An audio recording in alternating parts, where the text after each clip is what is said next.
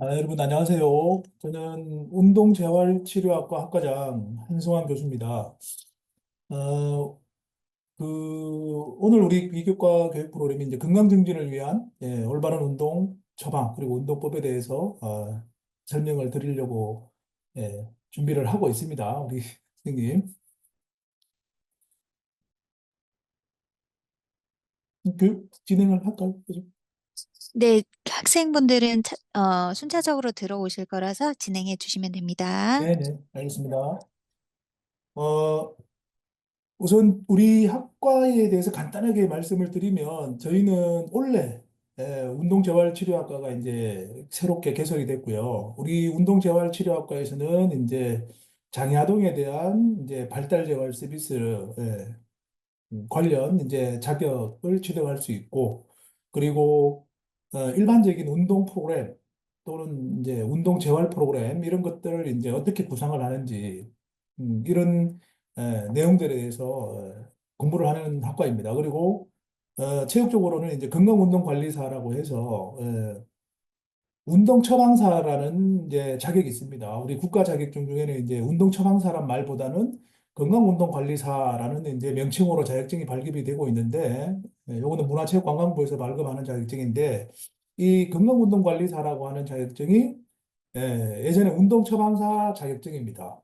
이 운동 처방사 자격증을 가지고 있는 사람들이 사실 우리 일반인이나 아니면 이제 몸에 어떤 불편함이 있어서 재활을 해야 되는 이런 사람들에게 어떻게 운동을 하는 게 좋겠느냐라는 물음에 대해서 증상별로 그리고 신체적인 특성별로 그리고 본인이 할 수 있는 어떤 이런 능력들을 평가를 해가지고 정확하게 그 사람에게 필요한 운동을 제공해주는 그런 부분도 우리가 운동 처방이라고 하는데요. 아마 오늘 우리 전체적인 이 교육 내용이 보면 바로 이 예, 올바른 운동 처방에 대한 내용입니다. 우리가 운동을 하면 당연히 어디가 좋아진다 이렇게 생각을 하고 있지만 실질적으로 어디가 어떻게 좋아지는지 그리고 왜 좋아지는지 좋아지려면 어느 정도 운동을 해야 좋아지는지 이런 내용들이 잘 준비가 되어야 되겠죠. 그냥 운동해서 좋아진다라기보다는 어떻게 운동을 해야 좋아지고 어느 정도 운동을 해야 좋아지고 또는 그 이상의 운동을 하게 되면 오히려 좋아지기보다는 오히려 나빠질 수 있는 이런 상황도 올 수 있기 때문에 그래서 우리가 운동을 함에 있어서 정확한 운동 처방을 받는 것 그리고 내 몸에 대해서 정확하게 이해를 하고 내 몸에 대해서 평가를 하는 게 굉장히 중요하다 이런 말씀을 좀 드리고요. 이러한 내용들을 또 2년 동안 우리가 배우는 이제 과정이 잘 만들어진 과정이 이제 우리 운동재활치료학과입니다. 그래서 기존에 저희 학교에 많은 학과들이 있습니다만은 원래 새롭게 신설된 학과라서 간단하게 말씀을 좀 드렸고요. 자, 그러면 조금 전에 제가 말씀드린 것처럼 운동 처방이라는 말이 있습니다. 그러니까 우리가 의학 처방이든 뭐 병원에서 의사 선생님들이 하는 뭐 주사 처방이든 이것은 전문가가 환자에게 필요한 부분에 대해서 어떤 게 필요하다, 얼만큼 필요하다 이런 것들을 내려주는 거잖아요. 운동도 마찬가지인 거죠. 운동도 결국은 환자나 일반인에게 어떻게 운동하라고 말은 하지만 환자 입장에서는 내가 어떻게 운동을 해야 되는지, 얼만큼 운동해야 되는지 모를 수가 있다는 거예요. 당연히 그냥 운동만 하시라 이렇게 말을 하기 때문에 그래서 운동이 좋은 거를 알고 있지만 내 몸에 맞는 운동은 어떤 운동이냐? 예. 만약에 내가 예를 들어서 어 뭐 예를 들어 고혈압 환자다. 이러면 모든 사람에게 좋다고 하는 운동이 나한테 꼭 좋다고 말할 수 있을까요? 그렇지 않거든요. 그리고 모든 사람들이 좋다고 하는 약 비타민.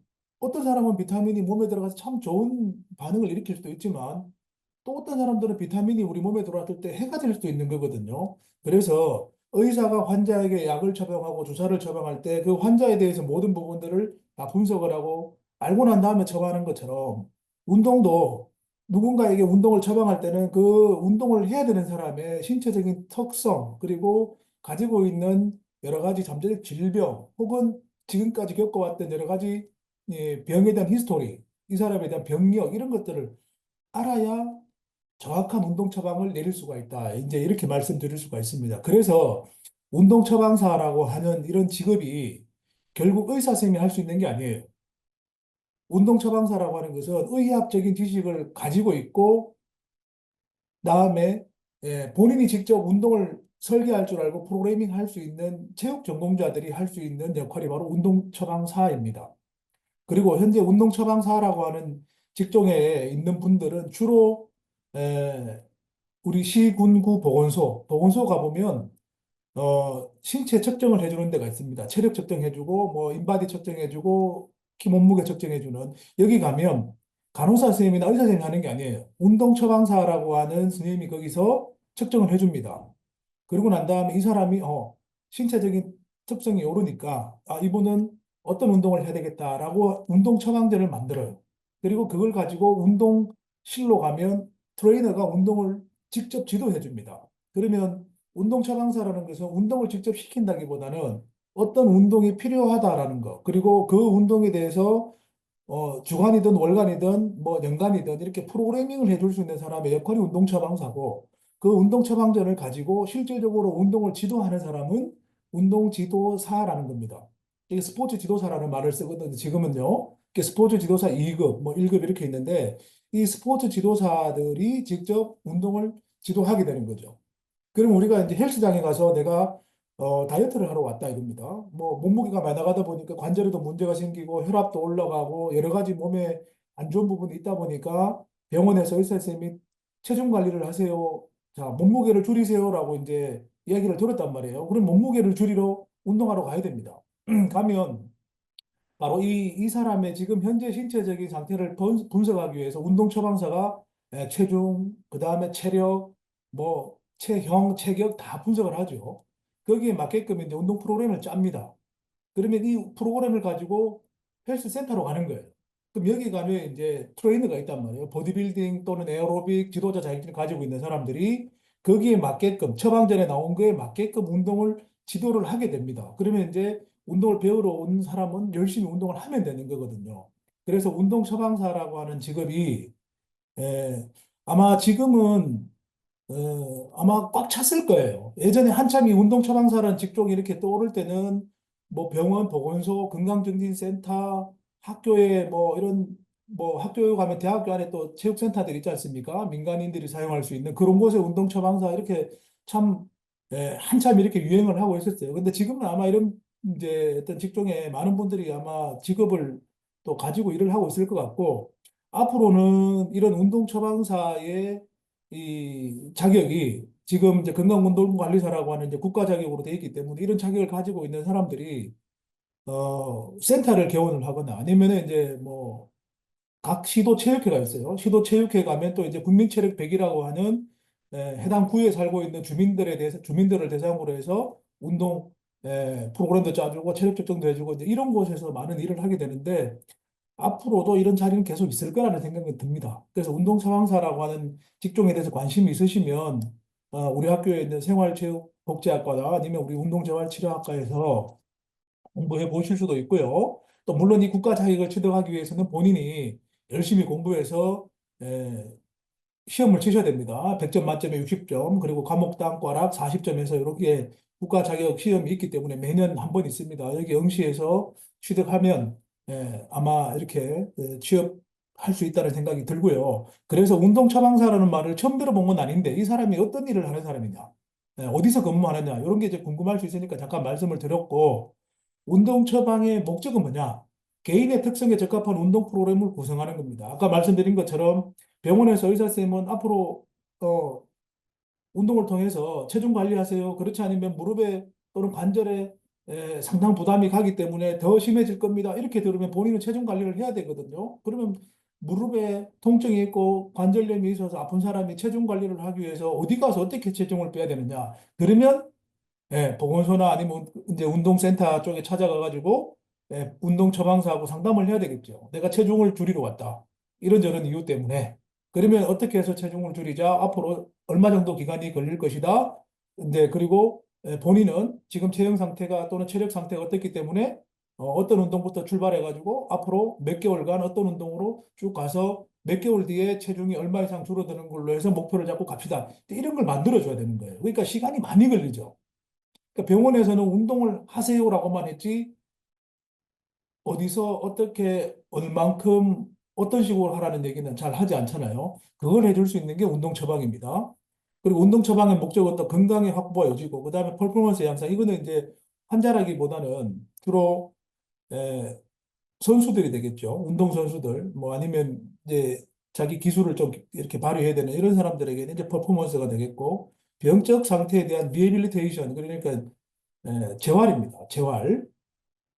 신체 기능의 향상과 체력의 유지 및 정진을 촉진하여 건강의 정진을 위함이다. 그러니까 결국 운동 처방을 하는 이유는 환자든 혹은 일반인이든 아니면 뭐 선수든 지금 상태보다 더 좋자고 하는 거 아니겠어요? 일반인이면 더 건강하게, 환자면은 재활을 해서 정상인처럼, 선수면은 일반인보다는 더 뛰어난 체력과 기술을 가질 수 있도록 해주는 게 바로 운동 처방이다. 이렇게 이해를 하시면 되겠습니다.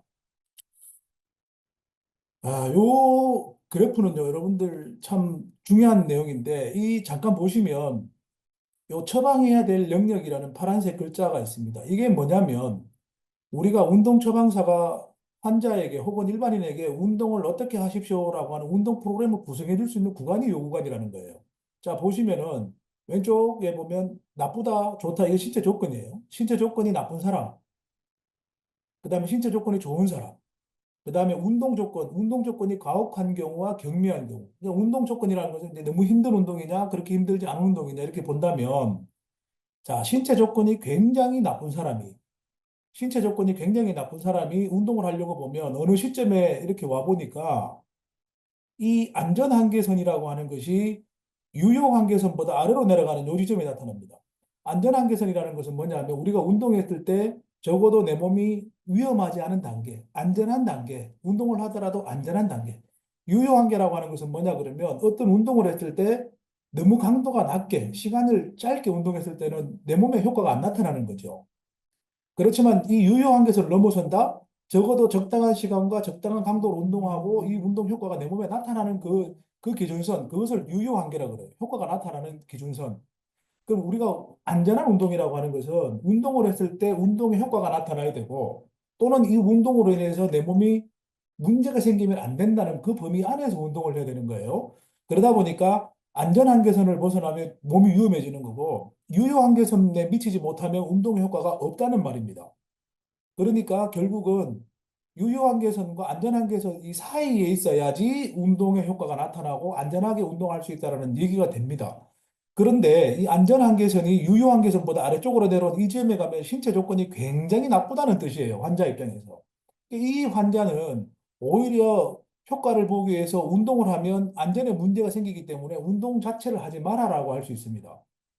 그리고 신체 조건이 좋을수록 이 유효 한계도 올라가고 안전 한계도 올라가죠. 이렇게 보면 운동의 조건이 신체 조건이 좋을수록 운동의 조건도 가혹해질 수 있습니다. 그 말은 더 힘든 운동을 해도 되고 더 많은 운동을 해도 된다는 얘기고 신체 조건이 나쁠수록 운동의 조건이 경미해지는 걷기나 뭐 아니면 그냥 조금 빠르게 뛰기나 자전거 타기나 이런 식으로 내 몸에 맞게끔 운동 강도도 운동량도 줄어들어야 된다 이겁니다. 그러니까 요 처방해야 될 영역 안에서 처방할 수 있는 게 굉장히 중요한데 요 부분을 우리가 파악하기 위해서는요. 먼저 두 가지를 알아야 됩니다. 하나는 대상자를 분석할 수 있어야 됩니다. 대상자를 분석해야 됩니다. 그러니까 이 사람의 신체 조건이 좋으냐 나쁘냐.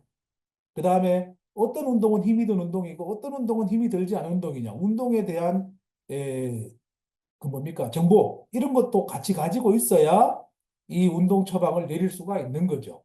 그래서 신체에 대해서도 공부를 해야 되고, 운동에 대해서도 본인이 경험을 많이 해 봐야지만 운동 처방을 잘 할 수가 있더라라고 말씀을 드리겠습니다. 그래서 오늘 우리는 운동 처방의 자유도, 아주 자유스럽게 운동 처방할 수 있는 영역이다. 이런 말씀을 드리고요. 그다음에 이 운동 처방의 순서인데 운동 처방을 하기 위해서는 이 지금 여기 슬라이드에 보시는 것처럼 한 6단계로 구분을 하겠습니다. 먼저 개인 자료. 이거는 대상자가 운동을 하러 왔을 때 왜 왔는지에 대해서 우리가 알아야 되잖아요. 뭐 목적이 뭔지, 그 다이어트가 목적인지, 어디 아파서 와서 이 아픈 걸 좀 해결해 달라고 하는 건지 이걸 알아야 되니까 개인 자료는 전부 다 이제 질문지를 통해서 받지요. 두 번째 의학 검사. 이거는 운동 처방사나 체력센터에서 할 수 있는 게 아닙니다. 의학 검사는 병원에 가서 해야 됩니다. 병원에 가서 의학 검사 해보니까 피 검사, 소변 검사, 엑스레이 검사, MRI, 심도 뭐다 해보니까 이 사람 어떻더라는 결과가 나오지 않겠습니까? 그런 이제 판정을 가지고 오는 거죠. 뭐 예를 들면 의학 검사를 했는데 당뇨병 환자다. 아, 당뇨가 아주 심하다. 그럼 본인은 병원에서 내과에서 의학 검사를 하니까 당뇨 환자예요. 당뇨 환자가 당뇨를 어떻게 좀 개선하기 위해서 운동하고 싶어가지고 왔다는 거예요. 그러면 운동 처방사 입장에서도 당뇨병이 어떤 건지를 알아야 됩니다. 당뇨가 뭔지 모르는 운동 처방사가 운동 처방을 내린다? 안 되겠죠. 그리고 헬스장에 가니까 트레이너가 운동을 지도하는데 당뇨병이 어떤 병인지 모르고 운동을 지도하더라. 이것도 말이 안 되는 겁니다. 그래서 기본적으로 운동을 지도하기 위해서는 일반적인 우리 만성질환이나 포함된 이런 병들은 좀 기본적으로 알아야 되겠는데 어쨌든 간에 이 의학 검사는 의사를 통해서 환자가 또는 대상자가 병원에서 알아오는 거기 때문에 그걸 그대로 보면 됩니다. 어떤 질병을 가지고 왔는지, 무엇 때문에 왔는지, 그걸로 인해서 분석을 해보니까 혈압은 높더라, 혈당이 높더라, 뭐가 어떻더라, 관절이 안 좋더라, 뭐 여러 가지가 나오지 않겠습니까? 그거는 이제 병원에서 검사를 보면 되는 거고요. 그 다음에 해야 될 게 운동 부하 검사입니다. GTX 검사라고 하는데 이 운동 부하 검사는 운동 처방사나 일반 센터에서 할 수 있는 검사 방법이 아니고 요거는 병원에서 의사 선생님 주관하에 검사할 수 있는 게 운동 부하 검사입니다. 그러니까 특히 우리가 심장이 안 좋아서 심장내과나 흉부외과에 가가지고 운동 부하 검사할 때 아마 보셨을 거예요. 산소 마스크 착용하고 가슴에 전극을 붙여가지고 달리기를 하면 이 그래프에 뭐가 막 나옵니다. 이 운동 부하 검사를 할 때는 의사 지도하에 그다음에 이 운동을 실시하는 사람이 검사를 하는 건데요. 운동 부하 검사를 통해서 상당히 많은 걸 알 수가 있습니다. 가장 기본적으로 현재 이 환자의 최대 운동 능력을 분석할 수가 있어요. 이 사람이 최대로 운동할 수 있는 능력. 그 최대 능력을 알아야 최대 능력보다 어느 정도의 강도로 운동을 시키겠다라고 하는 어느 정도의 목표가 나오지 않겠습니까? 그래서 이 운동 부하 검사를 적어도 병원에 가서 내가 운동할 수 있는 최대 능력 검사, 이걸 가지고 와야 된다는 거죠. 이 검사를 할 때는 의사 지도하에 유료로 하지만 경우에 따라서 대학교, 대학교에 뭐 예를 들어서 체육학과 이런 데 가면 실험실이 있고 검사실이 있습니다. 이곳에서는 의사 지도하에 하지 않아요. 그냥 교수님 책임하에 운동 부하 검사를 해서 데이터를 받아볼 수가 있습니다. 그래 이런 데이터를 가지고 이제 운동 프로그램을 짜는 거예요, 처방사가. 그래서 이 사람의 최대 운동 능력은 어느 정도 됩니다. 그러니까 이 사람의 최대 운동 능력이라고 하는 것을 쉽게 말씀드리면 내가 죽을 때까지 운동을 하는 거예요. 그때가 최대 운동 능력이에요. 죽을 때까지 하는 거. 이러다가 죽어보면 끝나는 거잖아요. 뭐 죽으면 안 되니까. 운동을 하러 갔지 내가 최대 운동으로 꼴까닥 할 수는 없으니까 그 최대 능력의 70%로만 운동을 하자. 혹은 50%로만 운동을 하자. 이렇게 설정을 해야 된다는 거예요. 운동 강도 설정을. 왜 중요하냐면 오히려 운동 강도가 너무 높으면 운동이 도움이 되는 게 아니고 운동이 내 몸을 해할 수 있기 때문에 이거 뒤에 가면 자세한 내용들이 나오는데 그렇기 때문에 최대 운동 능력을 평가를 해야 그 능력에서 어느 정도 운동 강도로 내가 운동해야 되겠다라는 게 설정이 되기 때문에 운동 부하 검사 반드시 합니다. 그리고 체력 검사. 체력 검사는 의사 선생님이 하는 게 아니고 요거는 일반적으로 체육 전공자들이 하지요. 학교에서 많이 배우기 때문에. 그래서 여기 체력 검사에는 뭐 근력 검사, 지구력 검사, 유연성 검사, 뭐 민첩성 검사, 심폐지구력 검사 이런 것들이 들어갑니다. 그래서 이 사람이 현재 체력 상태가 어느 정도이기 때문에 체력적으로는 요 정도, 심폐지구력 포함해서 운동 능력은 운동 부하 검사를 통해서 이 정도. 이걸 복합적으로 다 놓고 전체적으로 운동을 어떻게 디자인해야 되겠다라는 게 나옵니다. 그렇게 해서 운동 처방이 작성이 되는 거죠. 그리고 이 처방전에 따라서 환자나 혹은 대상자는 센터로 가서 운동을 하면 됩니다. 그래서 운동 실시는 누가 시키겠습니까? 운동 처방사가 시키는 게 아니고 누구요? 그 센터에 있는 트레이너, 운동 지도자, 운동 지도사 뭐 이렇게도 하는데 그분이 운동을 시킵니다. 그리고 계획했던 운동 기간만큼 운동을 하고 다시 한번 재평가를 합니다. 재검사를 하는데 뭐 의학 검사부터 할 수도 있고 아니면 뭐 운동 부하 검사부터 할 수도 있고 체력 검사부터 할 수도 있고 어떻게든 간에 재검사를 해가지고 처음에 우리가 검사를 해서 왔을 때하고 일정 기간이 지난 후에 다시 검사를 했을 때 얼만큼 더 나아졌느냐, 향상됐느냐, 더 좋아졌느냐를 분석을 해야 되겠죠. 그래야지만 지금 이 운동 처방 작성이 잘 된 건지 혹은 잘못된 건지를 판단할 수가 있습니다. 물론 잘 됐겠죠. 그렇게 해서 효과가 좋게 나타났다면 우리가 일반적으로 특정 운동 강도로 일정 기간 운동을 하고 난 다음에는 우리 몸은 거기에 적응을 해버리기 때문에 그때 강도보다 운동량이 더 높아져야 됩니다. 그러면 더 운동 효과를 보게 되는 거죠. 이렇게 해서 운동은 단계적으로 쭉쭉 올라가기 때문에 재검사를 통해서 운동의 양을 또는 운동의 뭐 강도나 시간 이런 거 포함해서 이런 것들이 조금 더 높아져야 된다. 이렇게 보시면 되겠습니다. 그래서 좀 전에 말씀드린 의학 검사는 의학 쪽에서 하기 때문에 그걸 빼고 거기는 어차피 병원에서 다 나오는 데이터들이기 때문에 빼고 운동 부하 검사로 넘어가 보면 운동 부하 검사는 조금 전에 말씀드린 것처럼 흉부외과나 또는 순환기 내과 쪽에 가서 심장에 문제가 있다. 심장이 자꾸 아프다, 가슴이 아프다 이러면 보통 심장내과 쪽이라든지 이쪽에서 이 운동 부하 검사 한번 해보자라고 이야기를 합니다. 해보면 심장에 어떤 문제가 있다라는 이제 데이터가 나와요. 그래서 심장이 아플 때는 뇌검사를 하기도 하는데 이게 병원에서 하는 경우도 있고 아까 말씀드린 것처럼 대학교의 실험실에서 이렇게 할 수도 있습니다. 지금 그림은 병원이 아니고 대학의 실험실인데 가스 마스크를 착용하고 나면 이 사람이 이산화탄소와 산소의 교환량이 나와요.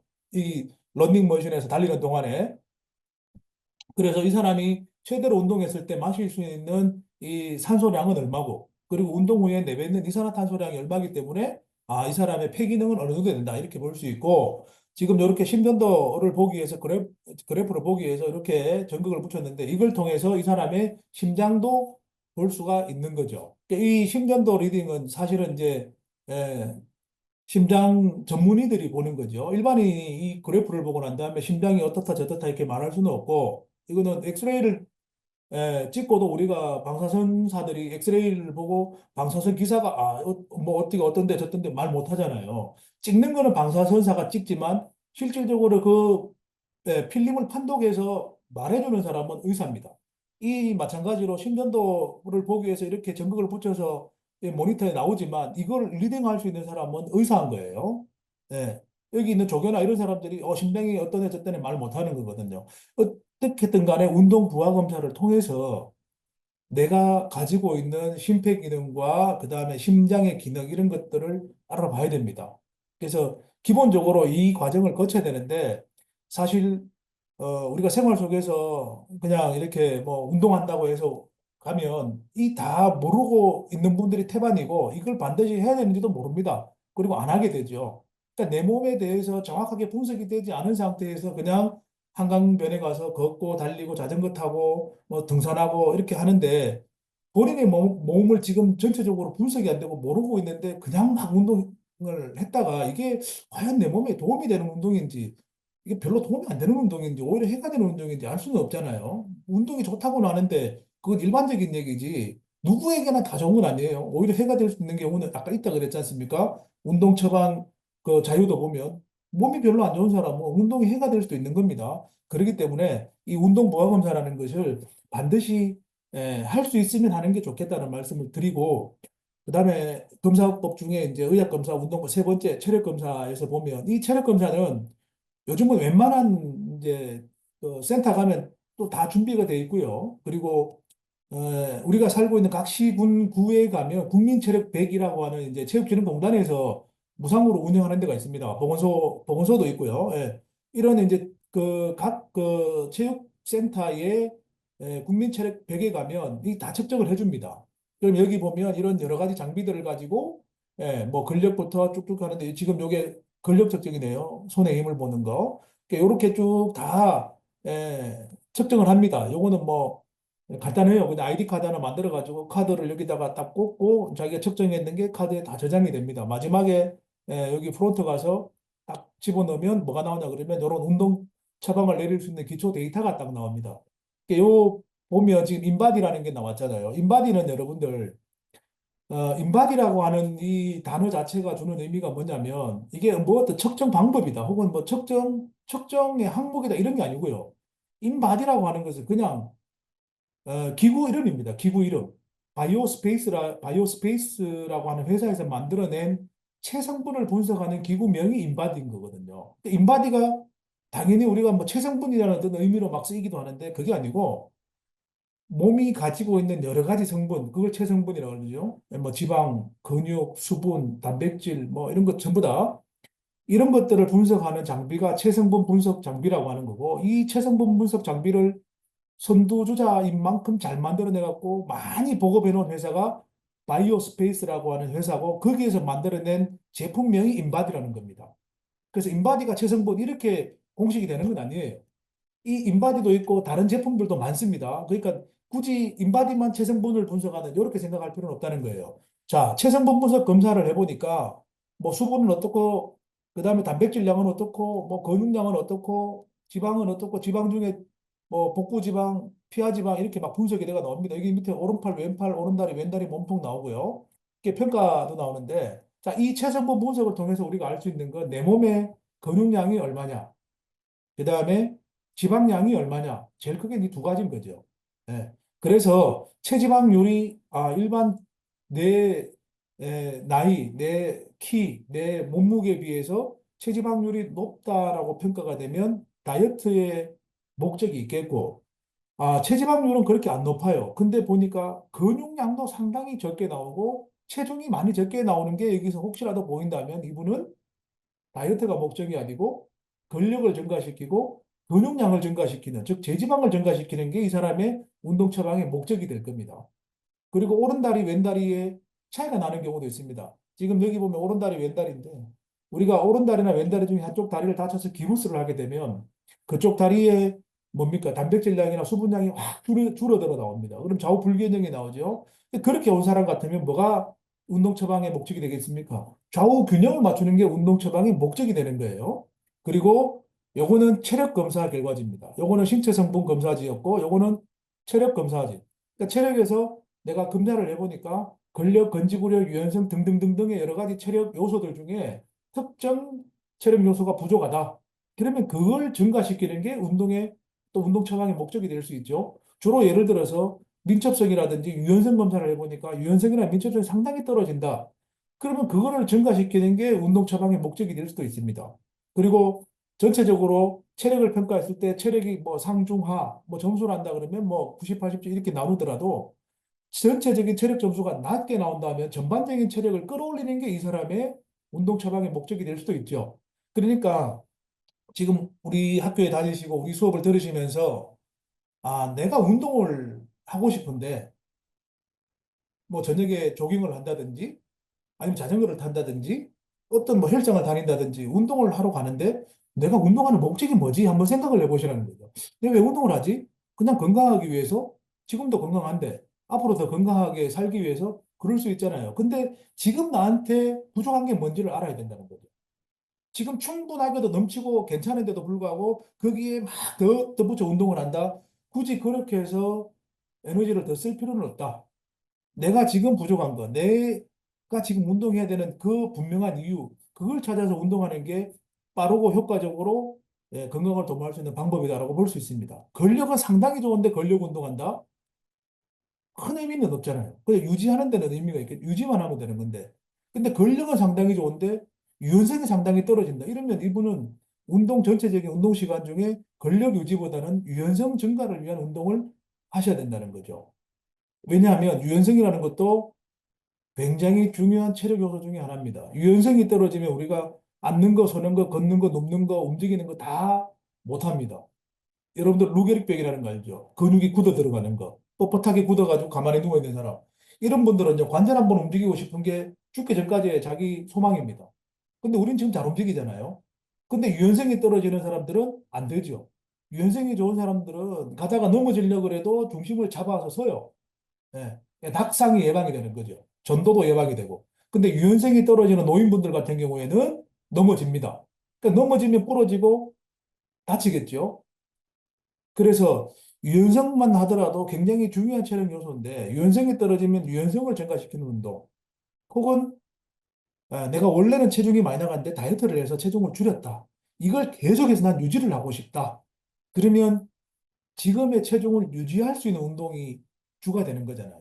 그렇게 관리를 하실 필요가 있다. 그러니까 운동을 너무 많이 한다고 해서 무조건 좋은 거는 예, 아니라는 말씀을 드리고요. 이런 분석을 통해서 나한테 부족한 게 뭔지를 먼저 찾아보는 게 중요한 것 같습니다. 자, 여기 보시면은요, 예, 두 가지 유형을 나누는 건데요.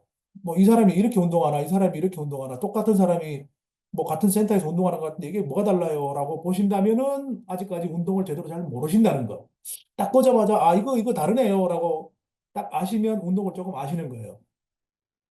이거는 근력 운동이죠. 이거는 대표적인 유산소 운동입니다. 그럼 우리가 운동 중에도 유산소 운동이 있고 무산소 운동이 있고 이렇게 구분하잖아요. 유산소 운동과 무산소 운동 또는 뭐 유산소 운동과 근력 운동, 저항 운동 이렇게 얘기하는데 유산소 운동은 어떤 운동이냐 그러면 주로 장시간 동안 충분한 산소가 내 몸 안으로 공급이 되는 상태에서 길게 낮은 강도로 운동할 수 있는 게 유산소 운동이에요. 이 유산소 운동의 장점은 운동 강도가 낮으니까 오래 할 수 있다. 두 번째, 긴 시간 운동하니까 에너지원으로 쓰이는 게 탄수화물이 아니고 지방이다.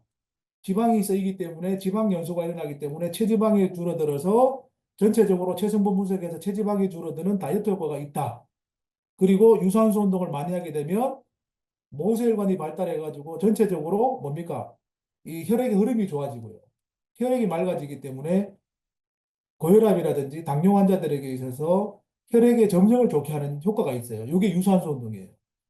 무산소 운동, 요런 이제, 요건 지금 뭐 미용 아령이지만 사실 굉장히 무거운 웨이트 트레이닝을 한다고 봤을 때 이 무산소 운동은 어떤 형태냐 그러면 무겁고 강하기 때문에 운동 시간이 짧아요. 이 러닝머신보다 상당히 짧아요. 유산소보다 짧아요. 두 번째, 단지 짧지만 강한 팩트를 요하기 때문에 근력이 발달이 됩니다. 근육량이 커져요. 힘이 강해집니다. 세 번째, 심장에서 강하게 펌프하니까 심장의 이 수축력이 강하게 좋아져요. 그리고 근육이 발달이 됩니다. 다만 문제는 뭐냐 그러면 강하게 폭발적으로 짧은 시간 운동하기 때문에 운동 피로가 빨리 온다는 거죠. 그래서 장시간 할 수 없다는 단점이 있습니다. 그러면 자, 이거의 장점과 단점, 이 유산소 운동의 장점과 단점을 우리가 합친다고 생각해 보세요. 합친다. 그러면 우리가 할 수 있는 운동 중에 최고의 운동이 되는 게 바로 이 두 가지 형태의 운동을 합친 운동이 됩니다. 자, 간단히 하나 더 예를 들어서 내가 이 몸에 체지방을 빼고 싶다. 체지방을 빼기 위해서 런닝머신 유산소 운동만 계속 한다고 한번 가정해 봅시다. 자, 그러면 런닝머신이든 자전거든 이런 것만 계속 한다고 하면 체지방은 조금씩 빠져나가겠죠. 에너지원으로 쓰이니까 어떻게든 유산소 운동을 통해서 빠져나갑니다. 그러면 우리 커져 있던 내 몸이 지방이 빠지면서 이렇게 줄어들 거 아니겠습니까? 줄어들면서 피하 지방이 빠지잖아요. 피부에 뭐가 일어납니까? 피부 처짐이라든지 이런 게 일어나요. 거기에 뭐가 추가가 돼야 되냐 그러면 근육이 보강이 돼야 됩니다. 그렇다면 그 피부 밑에 근육을 보강하려면 뭘 해야 된다는 얘기죠? 근력 운동을 해야 된다는 거예요. 유산소 운동이 아닌 무산소 운동을 포함해서 해야 된다는 얘기죠. 그래서 웨이트 트레이닝을 통해서 지방이 빠져나간 자리에 근력을 보강해야 되는 게 하나가 있고요. 근육을 보강해야 하나가 있고, 두 번째는 뭐냐 그러면 유산소 운동을 통해서 에너지를 많이 뺐잖아요. 뺐는데 어느 정도 체중을 감량하고 난 다음에 현 상태를 유지하기 위해서는요, 기초대사량이라는 게 있어요. 기초대사율, 혹은 기초대사량이라는 게 있는데, 가만히 앉아 있어도 체중이, 에너지가 몸에서 빠져나가는 건데, 움직이면 더 많은 에너지가 빠지죠. 그래서 우리가 먹는 에너지보다 쓰는 에너지가 더 많으면 체중은 빠지고요. 먹는 에너지가 많은데 쓰는 게 적으면 이게 축적이 돼서 살이 찌는 거예요. 그러면 체중을 유지하기 위해서는 먹은 만큼 빼내는 거거든요. 먹은 만큼 빼낼 때 유산소 운동만으로 계속 뺄 수가 없습니다. 웨이트 트레이닝을 통해서 근육이 강한 에너지를 쓰면서 에너지를 더 빼야 됩니다. 강한 힘을 쓰면서 에너지를 더 빼야 돼요. 그래서 웨이트 트레이닝을 하게 되면 탄수화물에 의해서 생긴 에너지가 빠집니다. 그리고 유산소 운동을 통해서 지방에 의한 에너지가 빠져요. 그러니까 탄수화물에 의한 에너지도 빼야 됩니다. 그러니까 여러분들 밥을 많이 먹고 이게 나중에 포도당으로 들어와서 에너지로 축적이 돼 있을 때 웨이트 트레이닝을 하게 되면 이 포도당으로 있던 에너지가 빠져나가요. 이게 다 빠지면 그 다음에 런닝머신에 올라갔을 때 어떤 에너지가 써야 되겠습니까? 웨이트 트레이닝으로 포도당, 즉 탄수화물 에너지를 다 써버렸으니까 런닝머신에 올라갔을 때는 피부 밑에 있는 체지방을 끄집고 와서 에너지를 써야 될 거 아니겠습니까?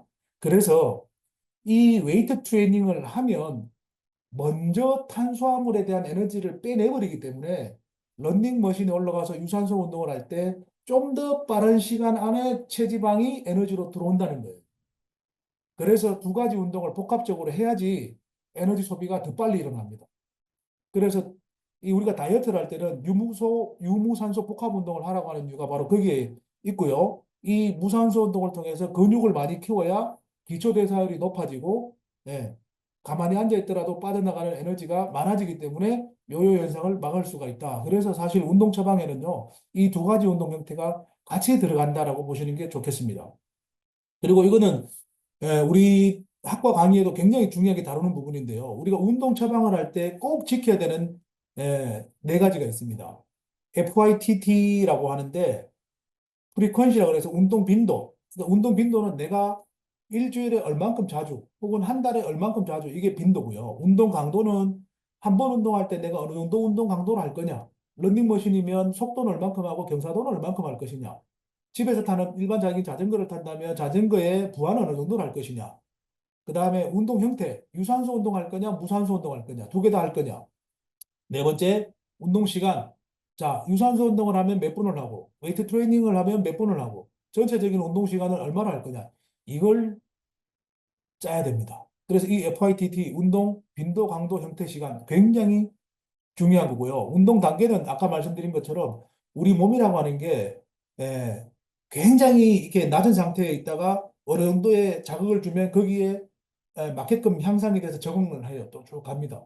그러다가 이게 또 운동 강도가 안 높아지면 그냥 그대로만 유지돼요. 운동 강도를 또 조금 높여줘야지 또 올라가서 거기에 맞게끔 또 적응을 해서 차츰차츰 올라간단 말이죠. 그러니까 운동 단계가 계속 나와줘야 된다.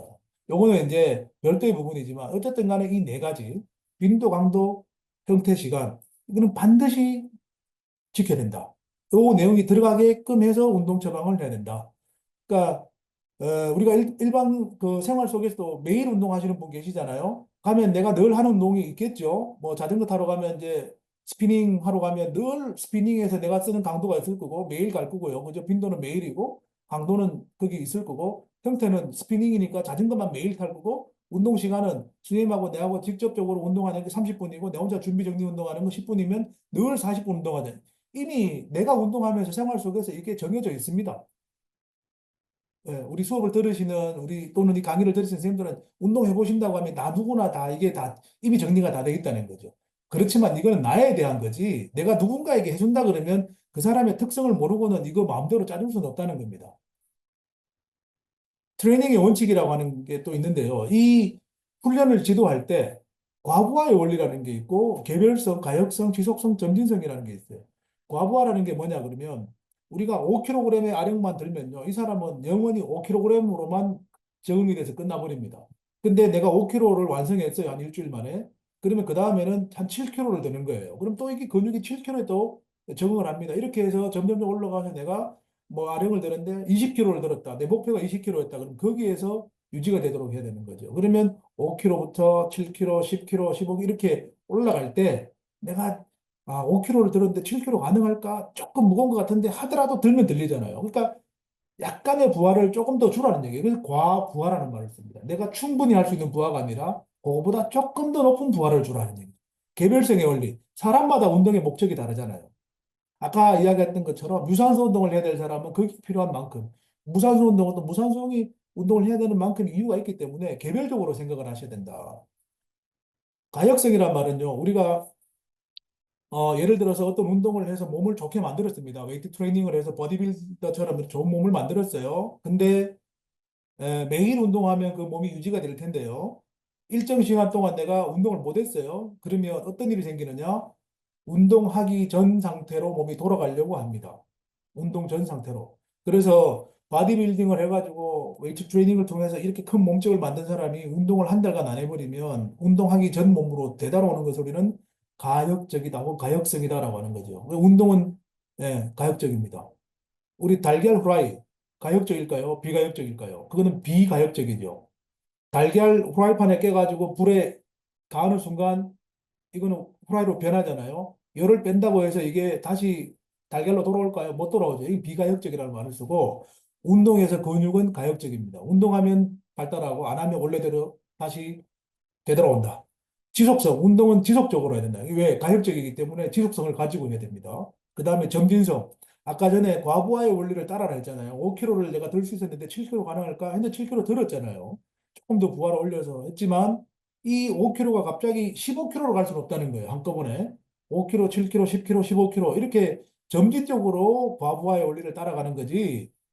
점진성 없이 그냥 5kg에서 15kg, 15kg, 30kg 이렇게 갈 수는 없다. 그래서 운동 원칙은 점진성도 있습니다. 점차적으로 높여가야 되지. 이거를 한꺼번에 높이다 보면 관절에 무리가 올 수도 있고 심장에 부담을 줄 수도 있습니다. 그래서 이 부분도 고려하셔야 되고요. 자, 그래서 이제 우리가 운동 프로그램을 구성할 때는요, 주로 운동 전 준비 운동, 그 다음에 운동 끝나고 정리 운동은 여러분들 다 아시는 것들이잖아요. 정리 운동과 준비 운동의 운동 강도가 너무 셀 수는 없는 거죠. 이것은 어디까지나 본 운동을 하기 이전에 내가 몸의 준비 단계로 가는 거 아니겠어요? 예를 들어서 에, 우리가 아침에 잠을 잘 자고 이제 침대에서 일어나잖아요. 눈 뜨고 아 일어나야지 오늘은 뭘 해야지 생각을 하고 근육이 어느 정도 이렇게 좀 준비 상태를 만들고 일어나서 세수하고 옷 입고 나가는 거하고 갑자기 눈 뜨자마자 후다닥 나가는 거하고는 완전 다르잖아요. 그래서 특히 몸에 문제가 있는 분들은요, 이런 준비 과정들이 굉장히 중요합니다. 아침에 일어나서 허리가 아픈 사람들은 아침에 일어나서 바로 일어나지 말고 뒤돌아서 엎드려서 옆으로 기대서 일어나서 그다음에 욕실로 가서 세수를 할 때는 허리를 구부정하게 쓰지 말고 무릎을 굽혀서 자세를 낮춰서 세수를 한다든지 이런 과정들이 있는 겁니다. 왜? 허리가 아프니까. 이런 것처럼 내가 본 활동을 하기 전에 준비 과정에서 어느 정도 이렇게 웜업을 하는 거예요. 그리고 본 운동은 아까 말씀드린 것처럼 이 유산소 운동과 무산소 운동, 복합 운동을 하겠죠. 여기 내용이 보면 전부 다 유무산소 복합 운동입니다. 그리고 마무리 정리 운동. 그러니까 본 운동은 여러분들이 원래 목적이 있는 운동이니까 그렇게 하시면 되는데 이 정리 운동을 또 안 하는 경우가 있는데 정리 운동을 왜 하냐 그러면 우리가 이런 본 운동을 통해서 열심히 운동을 하고 난 다음에는요. 혈관 안에 이산화탄소라든지 젖산이라든지 질소라든지 이런 운동에 의한 부산물들이 혈관 안에 이렇게 쌓여 있습니다. 림프관 안에도 있고 혈관 안에도 있고 그럼 이걸 그대로 가지고 내가 그냥 바로 잔다? 그럼 몸속에 그냥 가지고 자는 거잖아요. 있어봐야 몸에 좋을 거 하나도 없는데. 그래서 운동하는 가운데에 생겨났던 이런 부산물, 찌꺼기, 노폐물 이런 것들을 빨리 몸 밖으로 배출을 시키고 내가 쉬어야 되는 거예요. 빨리 배출을 시키려면 어떻게 하면 되겠습니까? 운동 끝나고 철퍼덕 눕는 것보다는 적어도 걷거나 조금 빠르게 달리거나 스트레칭을 하거나 이렇게 해서 근육과 피부에 자극을 주면 요 순환 속도가 빨라지기 때문에 정리 운동을 통해서 몸의 회복을 빠르게 할 수 있다라는 거죠. 그리고 관절이라든지 이런 곳에 이제 충분히 이 본운동 상황에서 많이 과하게 사용했다면 이것들을 좀 진정시키는 역할도 있고. 그래서 사실 운동 초보자나 운동을 처음 하시는 분들은 오히려 본운동보다는 준비운동, 정리운동을 더 열심히 잘 하시는데 운동을 나름대로 꽤 오래 했다고 하시는 분들, 운동 자신 있는 분들을 보면 준비 운동, 정리 운동 생략해버리고 뭐 그냥 본 운동만 하시고 가시는 분들 있잖아요. 그게 좀 위험할 수 있다. 네, 항상 준비 운동을 통해서 관절을 풀고 근육을 늘리고, 그 다음에 신경에도 어느 정도 신경을 자극시키고 혈액도 좀 빨리 돌게 만들어 놓고 해야 갑작스러운 사고를 예방할 수가 있습니다. 그래서 운동 프로그램을 구성할 때는 항상 요거 생각하셔야 되겠습니다. 준비 운동, 그 다음에 유무산소 복합 운동의 본 운동, 그리고 정리 운동 보시고, 그 다음에 운동 처방을 할 때 아까 운동 부하 검사를 통해서 최대 운동 능력을 검사한다 그랬잖아요. 이 사람의 최대 능력이 얼마다 그걸 알아야 어느 정도 강도로 운동하자 이런 얘기를 했는데 그러면 어느 정도 운동으로 할 거냐라고 하는 그 운동 강도를 설정할 때 우리가 목표 심박수라는 얘기를 씁니다. 목표 심박수. 자, 그러면 여기서 참 재밌는 게 하나 있는데요. 내가 만약에 달리기를 하는데 죽을 때까지 그 힘을 다해서 달리기를 한다 그러면 과연 내 몸에서 측정했을 때 나올 수 있는 맥박수는 과연 얼마일까 궁금하잖아요. 그거를 우리가 실험을 해보니까 통계적으로 220에서 내 현재 나이를 빼면 내가 꼴까닥할 때까지 달리기 하면 나올 수 있는 최대 심박수입니다.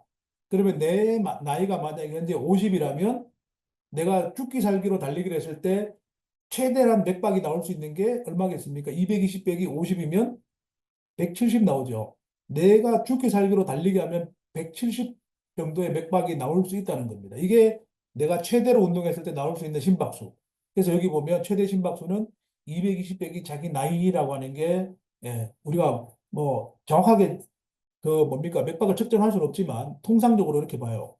그러면 내가 최대로 할 수 있는 맥박수, 최대 심박수에서 우리가 아무것도 안 하고 가만히 앉아 있을 때 나는 맥박수를 안정시 심박수라고 그래요. 보통 한 60번에서 70번 정도 되죠. 혈압이 좀 높으신 분들은 80번, 뭐 때로는 90번 나오는 사람도 있고, 어쨌든 간에 평균 70으로 본다면 우리가 숨만 쉬고 가만히 앉아 있을 때 평균 70이 나오니까 최대 심박수 빼기 안정시 심박수, 그러니까 50세의 나이를 기준으로 해서 170에서 안정시 심박수 70 빼면 여유 심박수는 100이에요. 그러니까 내가 가만히 앉아 있다가 죽을 때까지 달리기를 하면요, 이 100 범위 내에서 맥박수가 움직인다는 거예요. 여유 심박수가 100이니까.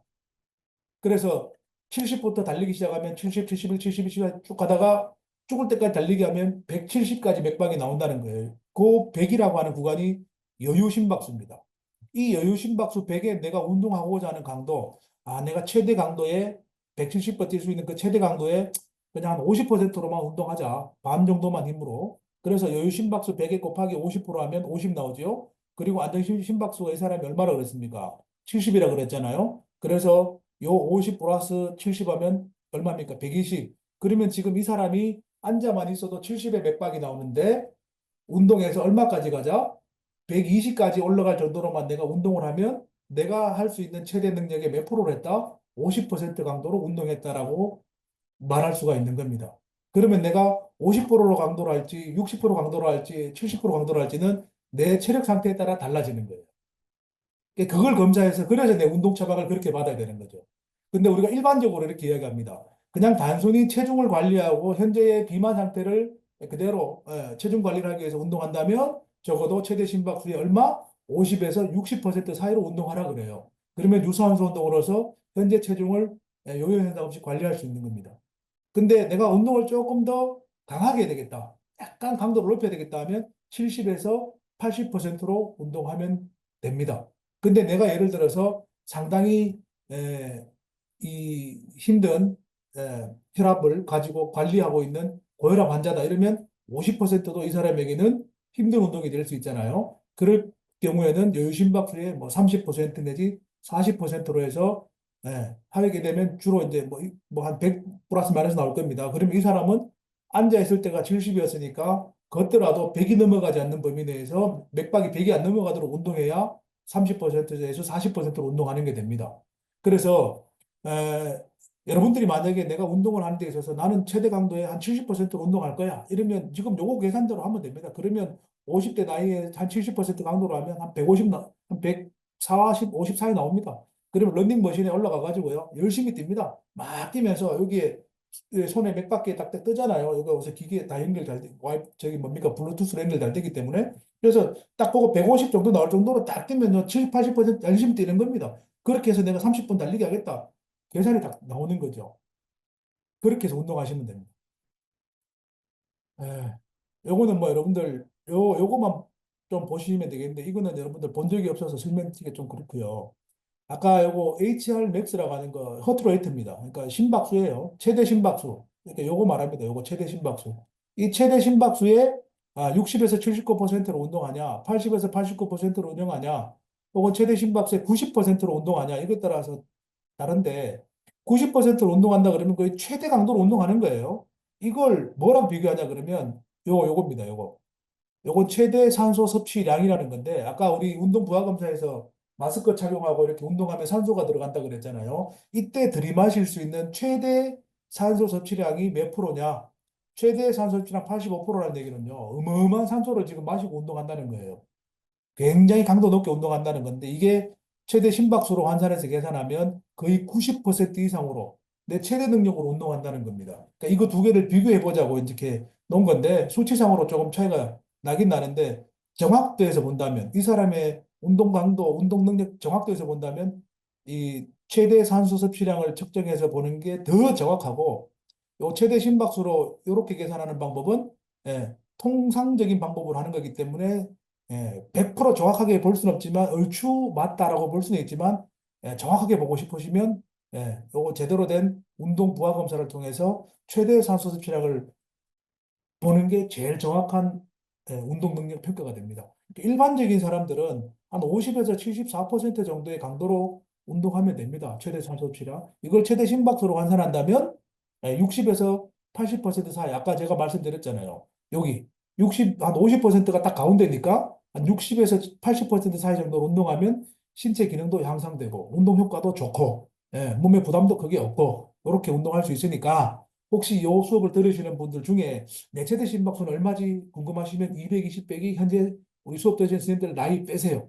빼고 그 숫자에서 안정시 심박수 가만히 앉아서 이렇게 세웠을 때 나오는 거 70, 80 나올 거잖아요. 요거 빼고 그 남는 거, 그 여유 심박수 곱하기 내 운동 강도 60%나 80%로 딱 해서 그 범위 내에서 운동하면 아주 운동 효과가 좋습니다.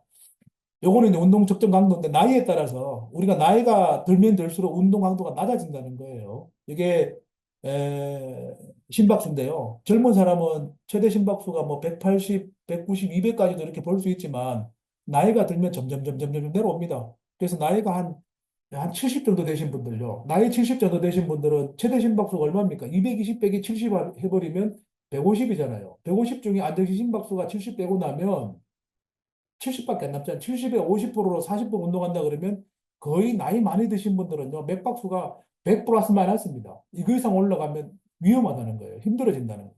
그러니까 나이가 들수록 목표 심박수는 계속해서 내려와야 된다. 요 말씀을 드리는 겁니다. 자, 이제 요거는요, 운동 처방과 조금 벗어난다기보다는 다르게 가는 얘기인데, 왜 운동 처방을 제대로 받아서 운동을 해야 되느냐에 대한 이유를 설명하는 겁니다. 지금부터는. 혹시 여러분들 활성산소란 말 들어보셨죠? 활성산소. 예, 활성산소. 예.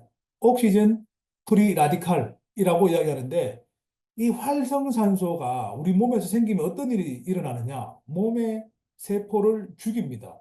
병나게 만들어요. 그러면 활성산소가 우리 몸에 왜 생긴다는 말이냐? 이제 요거 궁금한 건데요. 활성산소는 지나치게 사용하지 않는 산소가 우리 몸에 들어왔을 때 그 남는 산소가 우리 몸속에서 산화 반응을 일으켜가지고 세포를 노화시키는 게 활성산소입니다. 무슨 말인지 이해되셨어요? 자, 그러면 우리가 적당한 강도로 운동해서 적당한 양의 산소를 마시면 되는데 너무 강하게 운동해갖고 막 숨을 헐떡 해서 산소가 계속 막 들어오는 거예요. 이거 다 쓰지도 못하면서. 이런 산소가 너무 많이 들어왔을 때 몸속에서 산화 반응이 일어난다는 거예요. 산화 반응.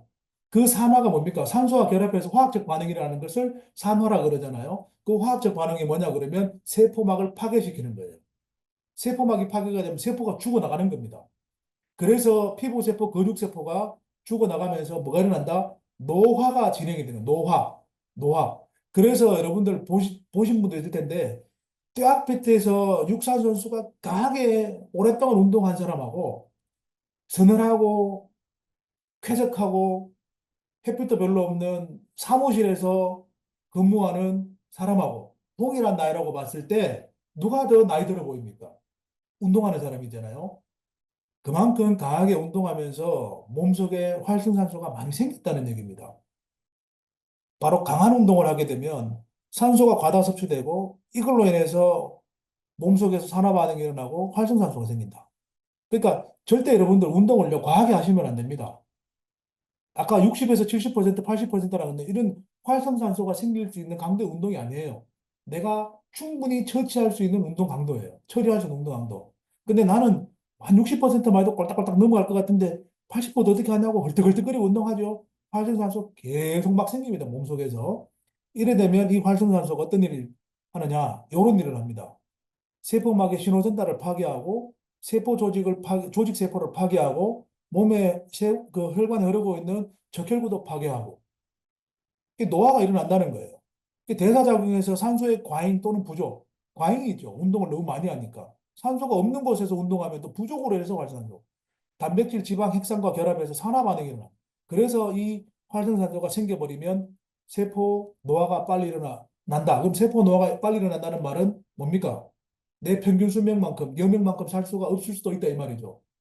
그래서 일찍 죽을 수도 있다 이 말입니다. 세포가 빨리 노화가 되니까 이 세포가 뭐 일반 근육세포면 또 모르겠지만 살 수 있는 가능성은 뭐 여전히 높지만 이 병들어서 파괴되는 세포가 신경세포 혹은 폐세포, 뇌신경세포 뭐 이런 세포일 경우에는 아주 위험하죠. 그래서 적정 운동을 하라 이겁니다. 적정 운동을 하게 되면 활성산소가 나오는 게 아니고 항산화 물질이 나옵니다. 항산화 물질이 뭐냐 그러면 바로 이 산화 반응을 일으키는 활성산소를 중화시키는 물질이 항산화 물질이에요. SOD라고 하는 거 이런 것들. 이런 항산화 물질이 만들어지면 활성산소를 제거하기 때문에 오히려 몸이 더 건강해집니다. 몸이 방어가 됩니다. 이 항산화 물질을 만들 수 있을 정도의 운동 강도는 최대 산소 섭취량 기준 75% 이하. 요거 75% 이하로 가라는 얘기죠. 그러니까 요 강도입니다.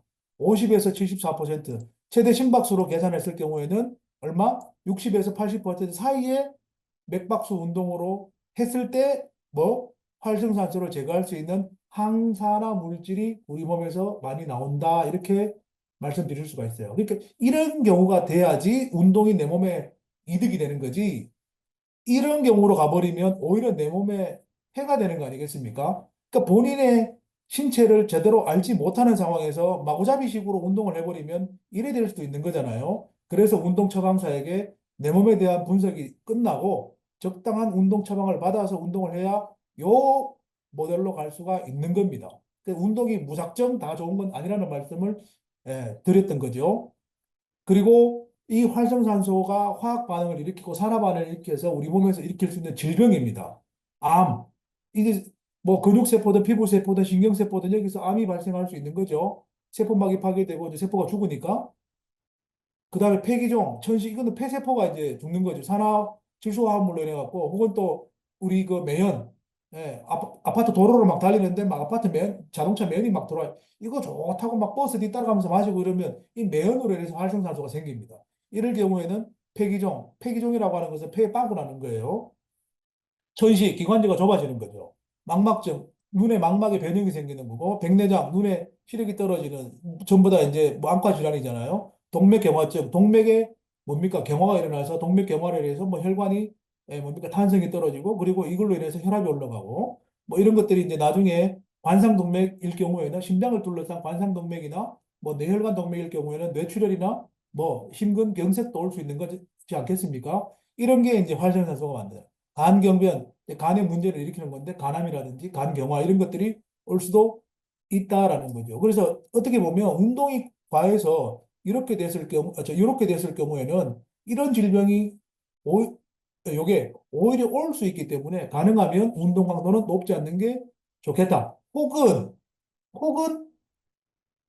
활성산소가 생겼을 때를 대비해서 활성산소를 중화시켜주는 항산화 요소가 우리 몸에 굉장히 제한적으로만 있기 때문에 이 항산화 효과를 나타낼 수 있는 음료나 음식을 드시는 것도 굉장히 좋은 방법이 될 수가 있다라는 거죠. 그래서 우리가 찾아보면 항산화 효과를 나타내는 식품들이 있습니다. 주로 비타민 D, E, C 뭐 이런 것들이에요. 그러니까 비타민 D, E가 많이 들어있는 음식을 섭취한다는 것은 결국 항산화 효과를 얻고자 하는 얘기 아니겠습니까? 그래서 운동 무리하게 하신 날은요, 반드시 집에서 비타민 D가 포함된 식품을 드시든지 아니면 비타민을 드시든지 해서 활성산소의 어떤 그런 몸에서 반응을 좀 줄일 필요가 있습니다. 그래서 운동을 좀 전문적으로 하시는 분들은 그걸 알고 계시는 분도 많아요. 활성산소를 중화시키기 위해서 항산화 물질을 가지고 다니시는 분도 있고 그렇습니다. 이 SOD라고 하는 거, 바로 활성산소가 우리 몸에 생겼을 때 이걸 제거하는 요소다. 이렇게 몸에 이, 이 항산화 요소가요, 뭐 엄청나게 많으면 얼마나 좋겠습니까? 아무리 힘든 운동해도 이게 많으면 다 제거시켜 주겠죠. 그렇지만 이게 많지 않기 때문에 운동 강도가 높은 상태로 오랫동안 운동하면 안 된다는 거예요. 제한되어 있기 때문에 그걸 말씀드리는 겁니다. 그래서 운동 강도 설정이 왜 중요하냐? 결국은 이 운동이 내한테 도움이 될 거냐, 해가 될 거냐라고 생각했을 때 강도 설정이 잘못되면 내 몸을 예, 해칠 수 있다. 요 결론을 좀 말씀드리고 잘 이해해 주셨으면 좋겠습니다.